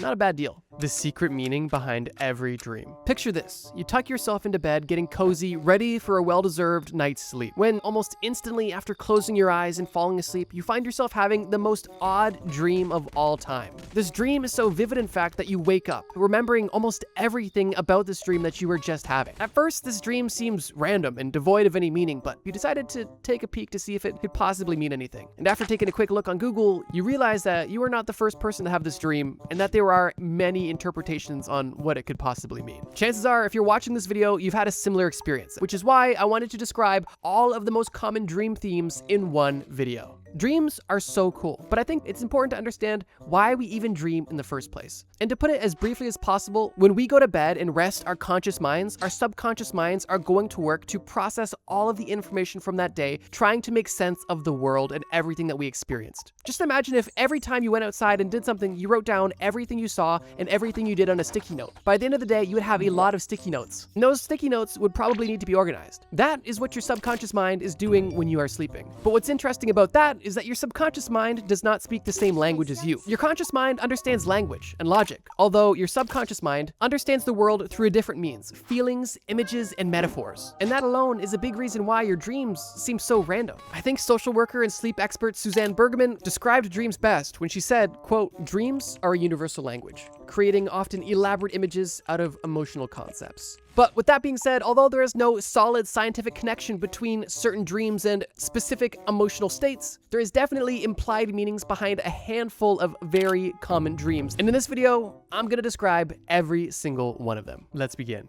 Dreaming of falling. I would bet money that almost everybody watching this video has had a similar experience to this. You go to bed, you lay down, you close your eyes, and you begin to feel yourself falling asleep. But just before you could fall fully asleep, your body jolts and you are woken up instantly. Now, I mentioned this one first because it is the most common dream of all time. And it's interesting because this jolt that actually wakes you up out of your dream isn't necessarily always associated with falling, although in most cases it is.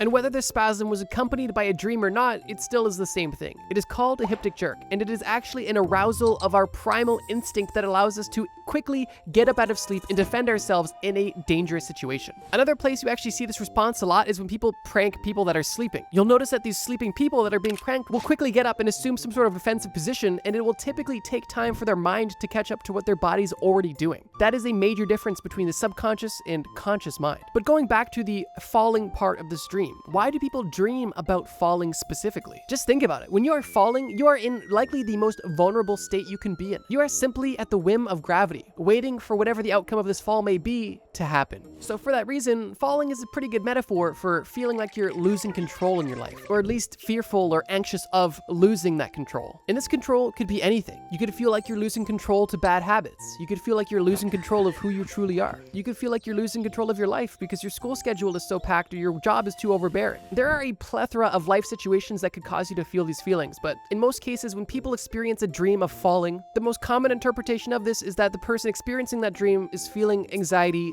fear, and most prominently, a sense of losing control. Being chased. Falling was definitely the most commonly reported dream, but I can only imagine that being chased was a close second, because for me personally, this is a dream that I've had throughout my entire life. And I would imagine you've had a similar dream as well. And the deeper or secret meaning behind this dream is actually pretty self-explanatory. And the commonly accepted meaning is that this dream is a feeling of avoidance. In the dream that you experienced, you could have been chased by a murderer, a monster, a killer, an animal, a bear, whatever it may be, but no matter what was chasing you or in what scenario, the usual suspect for this chasing dream to even come about is because of an inner conflict that you either subconsciously or maybe even consciously know that you're avoiding. And even with this small bit of context, things may start to make a bit more sense. Like for example, if you go to bed tonight and you just dream that you're being chased by a bear, you're going to wake up thinking you had a nightmare and it was random. But if you understand the context that typically in dreams where you're being chased, you are reminding yourself that there is an internal conflict that you have not resolved, then you can kind of put back the pieces and realize that, oh yeah, I wasn't really dreaming about a bear. My mind was just symbolizing the fact that I am totally avoiding dealing with X, Y, or Z in my life. And once again, there's a million things that you could be avoiding that you know you have to face. But because your subconscious mind is extremely creative and doesn't speak English, you end up getting a murderer or a bear chasing you in your sleep.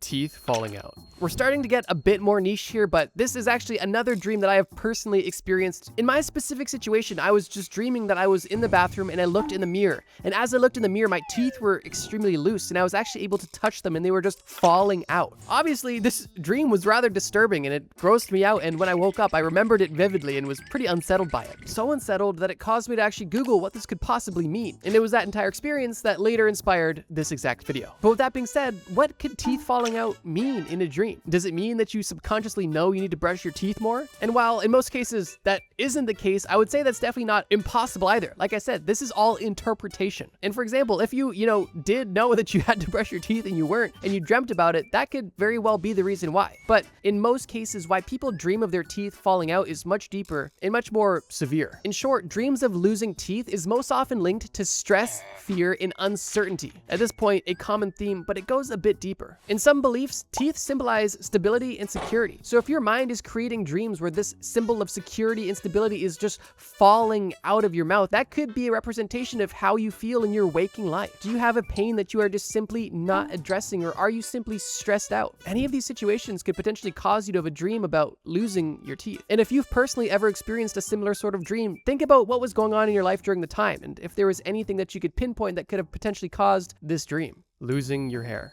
Similar to the situations we discussed previously with losing your teeth, a dream about losing your hair can typically be caused by similar experiences, although there's a bit of a twist. Because where teeth in some places represent stability and security, hair represents beauty and youth. And in that context, a dream about losing your hair is typically associated with a feeling of stress or vulnerability around someone's self-esteem, whether it be the fear of aging or an insecurity of your personal looks, potentially triggered by some sort of bullying. And while this niche interpretation seems logical, there's also more general associations around having a hair loss dream, specifically feeling like you're losing control of some aspect of your life or feeling, once again, vulnerable. Already, we're starting to see a common theme among different dreams, but I think it's important to reiterate these things and also highlight the differences and nuances. Drowning. Drowning may be one of the most unsettling of the common dreams we're going to be discussing in this video, because I think the situation for many, myself included, is a true worst possible fear, which just makes the lifelike situation in your dream feel even more unsettling. Regardless, if you have experienced this dream, what could it possibly mean? And similar to the first dream we discussed of falling, drowning has a very similar interpretation, specifically feeling either overwhelmed or, once again, out of control in your life. But it does go a bit deeper than that, because drowning is typically associated with the feeling of being smothered. And while there is an endless amount of things that could make you feel smothered in life, these dreams are typically triggered by either a situation that is so overbearing, emotions that are at this point too strong to care anymore, or responsibilities that you have that you feel like are literally drowning you. Drowning, like falling, is another situation where you are completely out of control. It's you versus Mother Nature. And while you may not be falling, waiting to hit the ground, with drowning, I think it might almost be worse because you are consistently fighting against the waves in the water, just trying to stay afloat, knowing that eventually you're going under. If you've personally experienced a drowning dream, try to reflect. Was this around a time where you felt overwhelmed by something in your life? Potentially you just had too much on your plate with school, sports, life, family, friends. Maybe you were going through something really tough and the emotions were just too much to bear at times. Like I mentioned, all of these dreams are different interpretations, and they could also be triggered by a number of life situations. But most typically, drowning is interpreted as feeling overwhelmed and out of control. Fighting dreams are very common, but also, interestingly, very intense. Now, that sounds a bit odd to say on this list where most of these dreams are intense, but I think out of all of them, fighting is some of the most intense because it literally activates the neurochemicals that would activate your fight, flight, or freeze response. But that being said, if you have this dream about fighting, what does it mean? And there's actually, obviously, a lot of interpretations, but there's a few primary ones depending on who you're fighting. If you have a dream about physically fighting somebody that you know in your daily life, let's say this is a friend of yours, that dream would typically be symbolic that you have some sort of unsettled trauma or dispute or negative emotions that have not been fully sorted out. And this dream could be your subconscious mind trying to remind you that we need to do something about this situation. And I think this interpretation is somewhat obvious. I think this is one of those dreams that you don't necessarily need to Google. Like if you had a dream about fighting your friend and you knew that this friend owed you money, you could be able to put two and two together. Although if you had this dream and you didn't think you had any issue with your friend, but then you sat and thought about it and realized that, oh, actually, last time I saw this guy, he said something that rubbed me the wrong way, but I kind of let it slide. Maybe this might be a good opportunity to bring that situation up to him and be like, hey, that thing, whatever the case may be. Now, here's where things get interesting. If this person in your dream that you are fighting is not somebody that you know or recognize, or maybe doesn't even have a face at all, they're like a character that you haven't unlocked yet, what this typically symbolizes is that you have some internal conflict that you are trying deeply to resolve. And this could go for a lot of things. Perhaps you're at a crossroads in your life and you don't know which way to go. This dream could be representing your indecision. Or perhaps you're doing something that you know you shouldn't be doing, or you're not doing what you should be doing. This dream, once again, could interpret your better self trying to bring you out of a slump, but you're fighting a version of yourself that is still falling into bad habits. And when you get into dream lore, you kind of learn about something known as the shadow self, which is essentially a subconscious version of you, but that may be kind of beyond the scope of this video. Regardless, fighting dreams almost always symbolize an internal conflict, whether that be an internal conflict against yourself, a situation you're facing, or even how you feel about another person. And depending on who you're fighting, that could be a major clue into what kind of situation you are subconsciously dealing with. Being naked in public.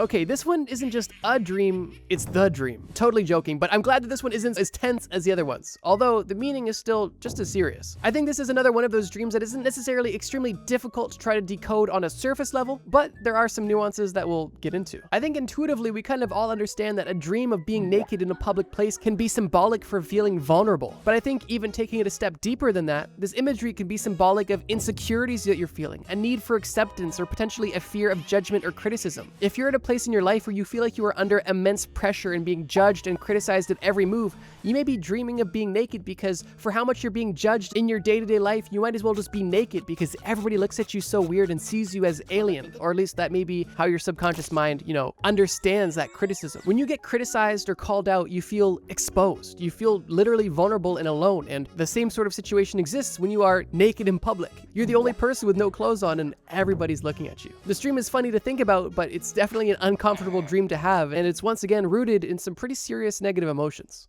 Being pregnant. Now, this is specifically if you're having a dream about being pregnant while not being pregnant. I think if you're pregnant and have a dream about being pregnant, you're just having a dream. I don't think there's necessarily a special meaning there, but interestingly, it's said that this dream isn't necessarily limited to just women, and that men could also have this dream of being pregnant. And if you're a man who has had this dream, drop it in the comments. But this is also the first dream that we've discussed that doesn't have a negative connection to it, actually, which is a nice change of pace. And dreams of being pregnant typically symbolize new beginnings, personal growth, or the anticipation of a significant life change. And if you look at it that way, it kind of makes sense why your subconscious mind would illustrate these things as pregnancy. If you think about pregnancy, it's a similar thing. It's a new beginning. There is literally personal growth, and there is a huge life change coming. And I guess with all of these dreams, or potentially any dream you could have, if you understand understand the context that a dream is just your subconscious mind that communicates through images and feelings trying to understand the world, then you can almost reverse engineer these things to see what's really going on. And it's that exact reverse engineering process that's given us all of these kind of interpretations, because like I mentioned, they're interpretations. They're not scientifically proven. They're just commonly accepted representations. And so far, I think a lot of them make sense. And for some of them, I've experienced exactly the situation and the exact feelings that they've described. So if you're a woman who's had a dream about being pregnant, or if you're a man who's had a dream about being pregnant, understand that this isn't necessarily a bad thing. And it doesn't just mean that you're going to be pregnant in the near future. I mean, potentially it could mean that depending on what you believe or how you interpret it, but in most cases, it's just a simple representation of personal change, personal growth, and new beginnings either ongoing or in the near future.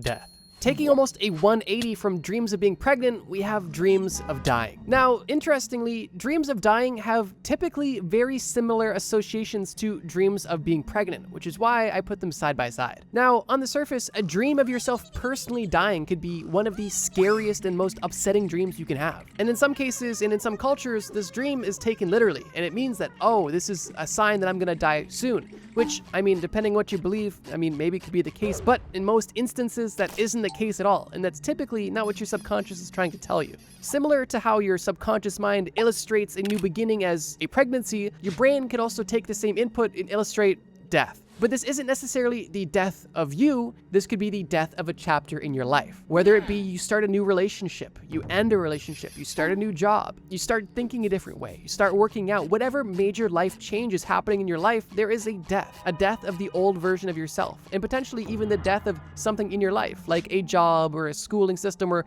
whatever the case may be. So it's interesting to think, if you've ever had a dream of yourself personally dying, is there anything that was going on at the time that was a big pivotal moment for you that ended up being ideally positive? This dream could have been extremely scary and you might have even considered it to be a nightmare, but perhaps your mind wasn't necessarily representing your death, but it was representing the death of something in your life. Now, that kind of goes out the window if your dream was, you know, you getting murdered or hit by a car. Like, I feel like depending on how gruesome your death was, potentially there's more going on there, and it kind of leans into some of the other things we've discussed with, you know, with feeling out of control and feeling stressed out and overwhelmed. I would say if you had a gruesome death, you're probably not like, yeah, this is a new beginning. This is why I dreamt of getting hit by an 18-wheeler. Like, I don't think that's the connection, but yeah. It's typically believed that symbolically, a dream of death can be the metaphor of a chapter of your life closing, allowing a new chapter to begin. Meeting a lost loved one. If you've ever lost a loved one, whether it be a parent, a grandparent, a sibling, whoever it may be, then you've probably had a dream about them at some point after their passing. And you've maybe even wanted to dream about them just to have more communication with them. Now, with this specific, very sensitive issue, there is a lot of interpretations and beliefs surrounding them. And while that obviously goes for all of these entries, I want to make that explicitly clear for this one as well. For people who have had a dream of meeting a loved one once again after their passing, it's typically believed that this dream is symbolic of an individual reflecting on the relationship that they had with this lost individual, or potentially even them grieving this lost individual and desiring a deep connection with them once again. And like I mentioned, it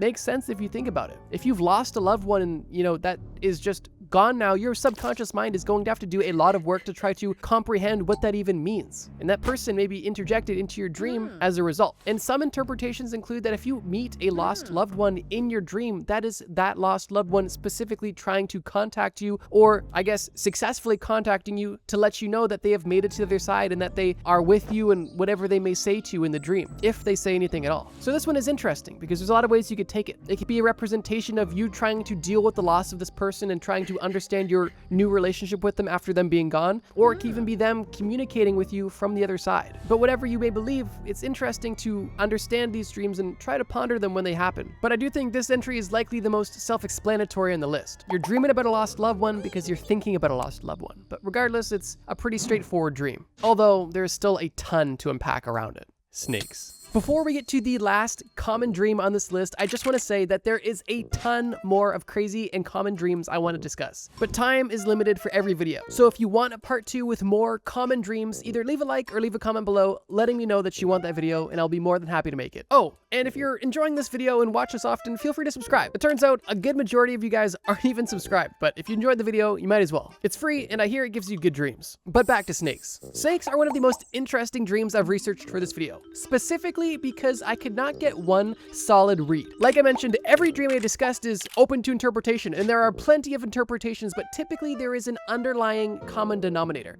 When it comes to snakes, literally everything was just straight up contradictory. Like even if you just Google, what does it mean if you dream about snakes? It will literally say in the same sentence, healing and hidden threats. But with that being said, what are some of the more common understandings of seeing snakes in dreams? And it really depends on the context you see this snake in. Now, if you see this snake in a neutral context and it's just kind of in an outdoor environment and you see it go by and it's not a negative experience, that could actually be a positive symbol, typically meaning transformation and healing, because snakes are known for shedding their skin, starting anew. That could be, once again, another symbol of rebirth, transformation, healing. That's pretty positive. But if you're having a dream where you're being chased by a snake, that kind of goes back to our initial dream of being chased. You feel like you are running away or being followed by something that you are avoiding that is at this point becoming overwhelming and needs to be dealt with. Now, a bit more nuanced, if you see a snake that's in your personal home or in a safe space where a snake should not be, and you are personally scared of this snake in this environment, then this may be a sign that in your life you are dealing with either hidden dangers or hidden threats from people in your life. You might feel like someone might not have your best interest in mind, whether it be a friend, a coworker, a peer, whoever it may be, or this snake might even represent something that you're doing to yourself. Once again, referring to that shadow work or that shadow version of yourself. So it's just interesting because snakes could represent a plethora of things. It really just kind of comes down to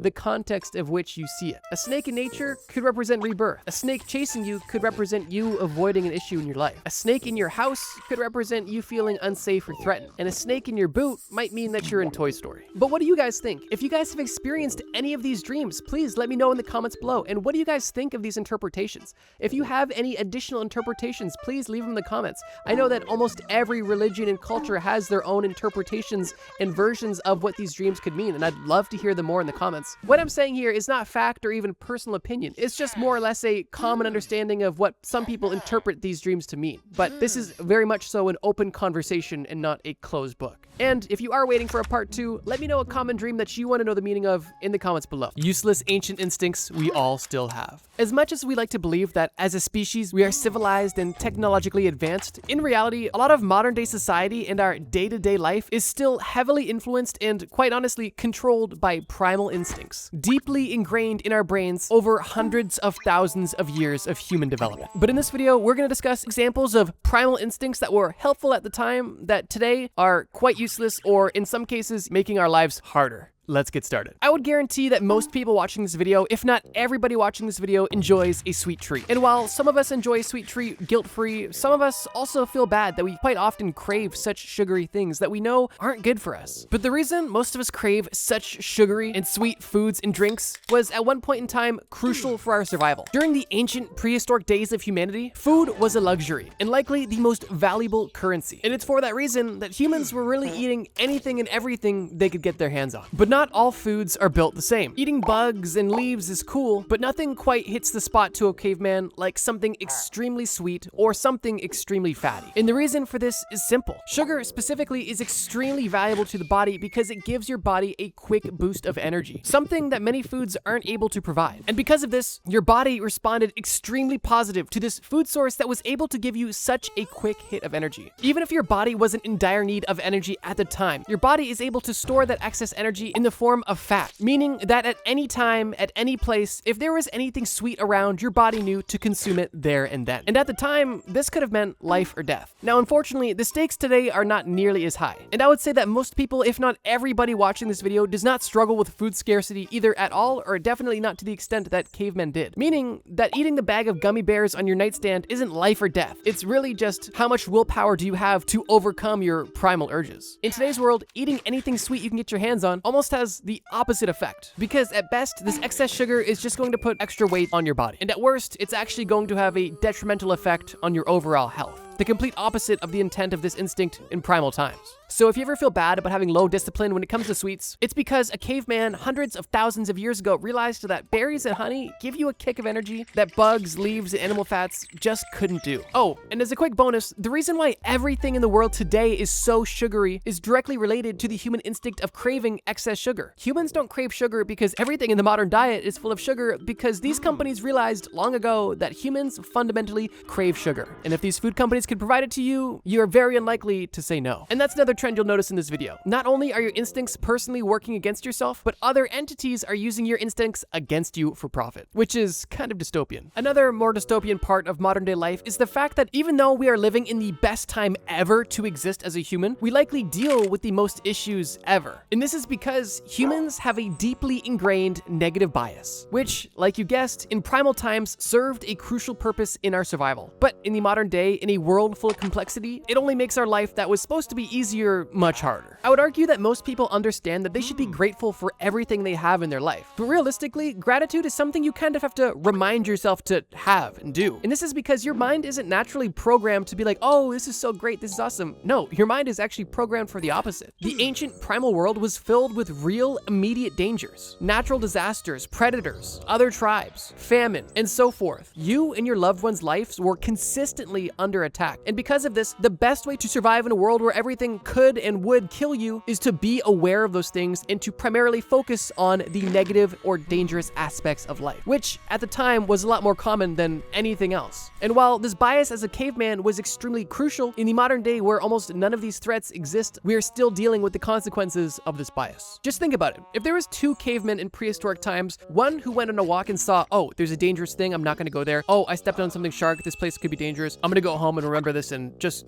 keep this in the back of my mind. Versus a caveman that went on a walk and was just like, oh, that's a pretty tree. Oh, cool, that's a cool looking lion running directly towards me. That's majestic. Which of the two do you think is gonna survive? And I mean, the answer is kind of obvious. But like I mentioned, tiger attacks and starvation are fortunately not much of a risk for many people today. So we transition this worry and this part of our brain onto other aspects of more modern life. Job security, social status, rejection, failure, the opinions of others. And because the world that we live in is just so complex and there is so much to think about, and because the negativity bias is an instinct so deeply ingrained within our psyche, if you don't consciously try to counteract this negativity bias, it could lead to some very serious consequences. And it's extremely easy to spiral into overthinking and stressing and, coming up with worst case scenarios and ultimately developing things such as anxiety or depression. And a common example of this negativity bias is, once we lay down on our bed and close our eyes, all of a sudden every horrible thing that happened to us ever comes to mind. Keep in mind, in ancient times, before you go to bed, it's helpful to have a checklist of everything you notice today that could be bad, but in modern times, it's just gonna make going to bed harder and possibly damage your self-esteem. And if that was the first time you've ever done something like that, then you probably experienced a lot of fear, specifically fear of the unknown, which is likely one of the oldest human instincts we all have to this very day. Our ancestors had to essentially trial and error every aspect of life always, and the stakes were typically life or death. And because of this, the best way to mitigate as much risk as possible was to simply stick with what you know and avoid what you didn't know, which led to the development of the fear of the unknown. During ancient times, exploring a place that was dark and you couldn't quite see, encountering an animal that you were unfamiliar with, or even seeing weather that you haven't quite seen before, all could very well lead to the death of you and anybody around you. Meaning that the best way to stay alive was to avoid and fear any of these things you were unfamiliar with. And this instinct is still around to this very day. But once again, in modern times, this instinct isn't helpful and is often counterproductive. And while I would definitely say that there is an argument for the fear of the unknown being helpful today, there is still places where it isn't helpful. Specifically when it comes to exploring opportunities that could ultimately be beneficial. Like, let's say, starting a new relationship, trying a new food, going to a new city, moving, meeting new people. In the modern day, when things are so safe and so civilized, there are so many amazing opportunities to come out of exploring the unknown and seeking discomfort and truly trying to overcome this instinct. But the reality is just that. This is an instinct that has to be overcome to experience these things. And because of this, there is a saying that I think is rather accurate, is that most people would rather experience a familiar hell than an unknown heaven. And it's interesting because even though in that hypothetical that the unknown situation would be objectively better, because it's unknown, it's still scarier than dealing with something objectively worse that you're at least familiar with. But it wasn't only the unknown that our ancestors were afraid of. There was actually quite a few fears that our ancestors hold that we still hold today. Another example being the fear of failure.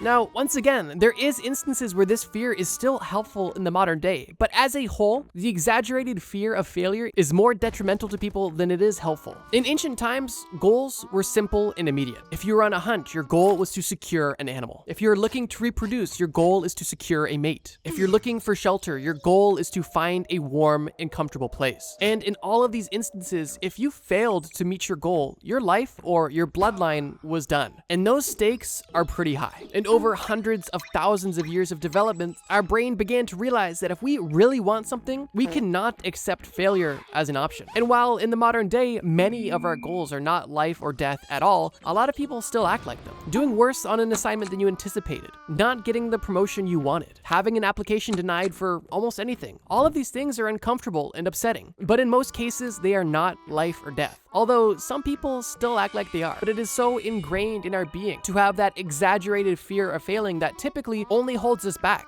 and will cause us to feel a sense of dread when in reality the situation may be mildly infuriating or potentially disappointing, but definitely not life or death. But another consequence of failure in ancient times beyond just immediate death was also a loss of social status. You see, humans have always been tribal people, pack animals if you will. And within packs or groups, there is a hierarchy. And within hierarchies, there is status, which determines where you stand on the food chain. In ancient times, we were extremely motivated to seek status, not to satisfy our egos, but to ensure our survival. Because in ancient tribes, the higher status individuals typically got the most benefits, the best shelter, the most food, and so on. And the opposite was also true. If you were low status in the tribe, you would be getting scraps. You would be living in the worst of places. And in severe situations, you would be outright outcast from the group, essentially being left for dead. And for that reason, it's reasonable to understand why seeking social status was so important in prehistoric times. But as we all know, this is not a habit that's gone away. And in modern times, people seek status more than ever, while, interestingly, the stakes are much lower. Sure, in the modern day, there is so many benefits to having status. Celebrities, for example, have access to the best of everything. They get treated better than everybody else. They can afford everything and still get things for free. And there are definitely benefits to that in the modern day. Although I would argue it doesn't guarantee your survival anymore. Because in the modern day, you don't need social status to live. An entry-level job, a simple side hustle, or even a small business are all things that could sustain you and provide you a comfortable and potentially even abundant life, with status being completely out of the equation. And sure, this drive for status could still give you a better life, but it also could send you on a completely meaningless pursuit that at the end of your life you realize wasn't worth it at all. And I would say in most cases, this drive is almost solely egoic and not survival focused. And I think one of the most common instances that we all experience in regards to this drive for status is how we compare ourselves to others consistently. In a world full of social media, we are force-fed other people's lives on a daily basis. And typically that experience looks like, wow, they're doing better than me. And the reason we do this is because we are perceiving them to be higher status than us. And it means that we are at risk of being evicted from the group and getting less than we may need to survive. And as we know, this mindset of comparison and seeing ourselves as less than others who only present the best parts of their life typically leads to anxiety, depression, and many of the other common consequences of having a primal brain in an extremely advanced world, which is why I believe this drive to be completely useless, if not counterproductive. Because in most cases, you just feel worse about yourself, even though you are completely capable of surviving and having a meaningful and happy life. But even if you don't crave being a high status individual, you typically at the very least crave fitting in. Which brings us to the next ancient instinct, the human impulse of adopting a herd mentality. As we just mentioned in the previous instinct, humans in tribes were safer, and humans on their own were not. And while climbing the social ladder is one goal, even maintaining where you are is an entirely separate goal. The human brain evolved in tribes and closely monitored the group, copying all of their behavior because they see that these other people are alive, so they're gonna do what these other living, surviving people are doing, because that's really the ultimate goal. And because of that, most people were on the same page. While at the same time, individuals who showed attributes that weren't directly in line with the tribe, whether it be doing something that resulted in their instant death or simply doing something that the tribe didn't approve of, let's say not reciprocating sharing food or not contributing, would result in being exiled, which was essentially a death sentence. If you notice that everybody does one thing and the people who don't do that thing either die or get kicked out of the group, you're going to quickly learn that it's best to do what everybody else is doing and not stray too far from that. In prehistoric times, it meant coexistence. But once again, today, the stakes are not nearly as high. But that doesn't stop our brain from trying to keep us in line with the greater group. Everybody in one shape or another fears rejection. Whether it be talking to somebody you find attractive, trying to sell something, or simply trying to find a place that you belong. Nobody wants to be told no or that they don't fit in. And this is something that we experienced from a very young age and most people carry through the rest of their life. And while herd mentality can manifest itself in a lot of ways, it's most commonly experienced by simply not wanting to stand out or make too many waves or rock the boat. So if you ever feel bad about your desire to fit in and want to be somebody else or want to have other attributes so you could be more like others, it's not that you hate yourself or it's not that you're wrong. It's simply the biology of your brain telling you that if you are more like others, you will have a higher chance of living. And while that's not really the case today, your brain doesn't really know the difference. And similar to our fear of the unknown, this herd mentality in most cases in the modern time holds us back rather than protects us. We stop ourselves from pursuing the things we truly love or doing things we really want to do. It stops us from taking risks or doing things that seem out of the norm. The goal of this herd mentality is to keep us alive, not happy. And what that looks like today is simply doing something that you know is safe even if you don't like to do it, because doing the thing you want to do might not give you that same safe result. And that could apply to a career, a lifestyle, or really anything. Your brain has decided that the safest way to live is going with the path of least resistance. And what that typically looks like is doing what everybody else is doing. And this is an ancient instinct that is very evident in the modern day. Almost as evident, at least, as our need for control. I would say a good majority of people at some point in their life struggle with having a pretty strong to severe need for control in at least some aspect of their life. Whether it be some sort of power trip or perfectionism or simply a sheer need for things to go their way. The ancient human mind craved control because it was predictable, and it craved that simplicity and predictability, and how that manifested was learning to seek order and trying to create a routine in a world that was completely unpredictable, but somehow simultaneously seasonal and cyclical. And how this looked in ancient times was using this need for this control to establish routines that allowed life to exist, following migration patterns of animals that would sustain your tribe's life, understanding the seasons and following weather patterns and predicting what happens when you saw a certain cloud, controlling the amount of wood you put on your fire to ensure it never went out. All of these actions are rooted in a desire for routine, order, and ultimately control. But in the modern day, this need for control has manifested rather differently. And the biggest way that our need for control hinders us in the modern day is by people trying to control factors that are out of their control. And this need that people feel that ultimately leads them to have extreme stress and anxiety about certain situations. In ancient times, the only thing we could control was our actions. And our need for control was based in our actionable pursuit of living. But in the modern day, with infinite information at our fingertips in a world that is more complex than our brain could ever perceive, this need for control oversteps its usefulness and becomes a hindrance. Whether it be just being socially unlikable because you are too bossy, or being unable to enjoy something because it is not to your exact liking, or spending your free time worrying about something that you have no control over simply because you desire it going a certain way. And these negative feelings associated with feeling out of control leads to a negative spiral, because if you feel out of control, you feel weak, you feel less. And it's through these negative emotions that our brain develops pattern recognition, so it knows exactly what to avoid, so it cannot feel bad, so it cannot die. And this brings us to the final instinct on this list. Looking for patterns that are basically not there. This instinct comes from our brain's natural desire to want to make sense of this world we live in. And in prehistoric times, spotting a pattern could make the difference between your existence and your very quick non-existence. If you notice that every time you eat a certain red berry, you throw it violently, you'll probably begin to avoid that. If you notice a pattern of everybody who wrestles with a tiger turning into red jelly, you're not going to wrestle with tigers. And from these examples, we can see the obvious advantage of pattern recognition. It's our brain's quick and easy way to quickly evaluate a situation and whether it should be avoided or pursued. And pattern recognition works both ways. Similar to our sugar craving we mentioned at the beginning of the video, if we see something that we know is sweet, we are going to be motivated to get to it. And on the same token, we may be hesitant to get this honey because we know that while the honey is sweet, the bees are plentiful and they are stinging. In the modern day, pattern recognition is definitely not life or death, but it is an extremely important part of our everyday lives. And this ability to recognize patterns allows us to maintain a lot of free mental bandwidth,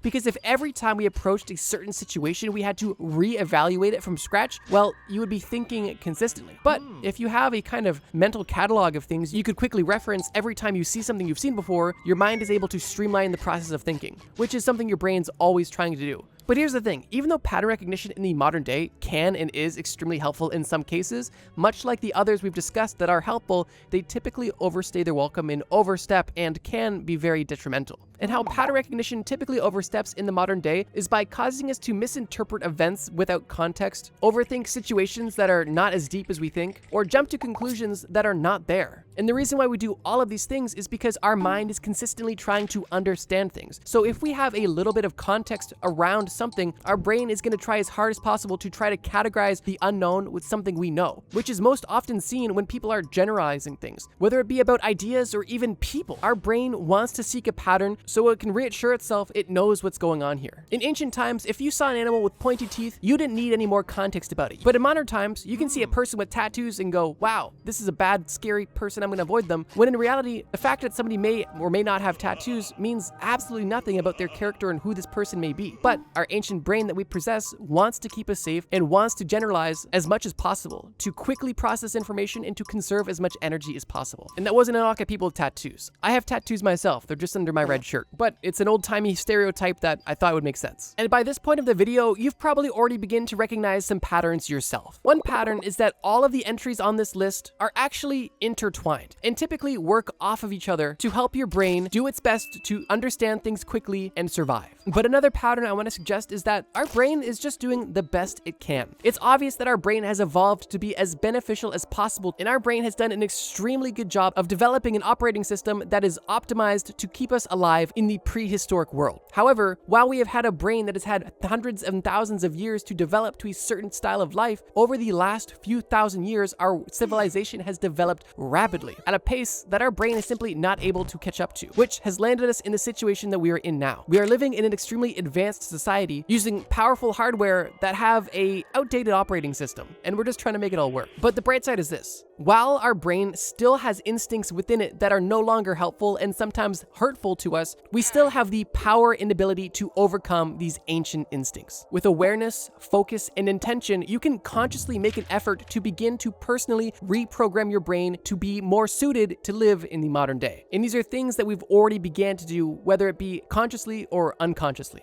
And at the end of the day, our brain is our friend, and our instincts are trying their best to keep us alive. The world we live in is just a little bit different than what our brain is used to. So we've got to kind of update the software on our own, but that's kind of just part of the journey. So if you've been struggling with any of these things that I've talked about in this video, whether it be a craving for sugar, trying to fit in, feeling bad about other people being higher status than you, or craving control, realize that you're not broken and you're not wrong. You're simply experiencing the ancient programming that your brain has developed over hundreds of thousands of years of existence. But understand that this doesn't define you and that you can have a conscious impact on how your brain operates moving forward with enough intention and effort.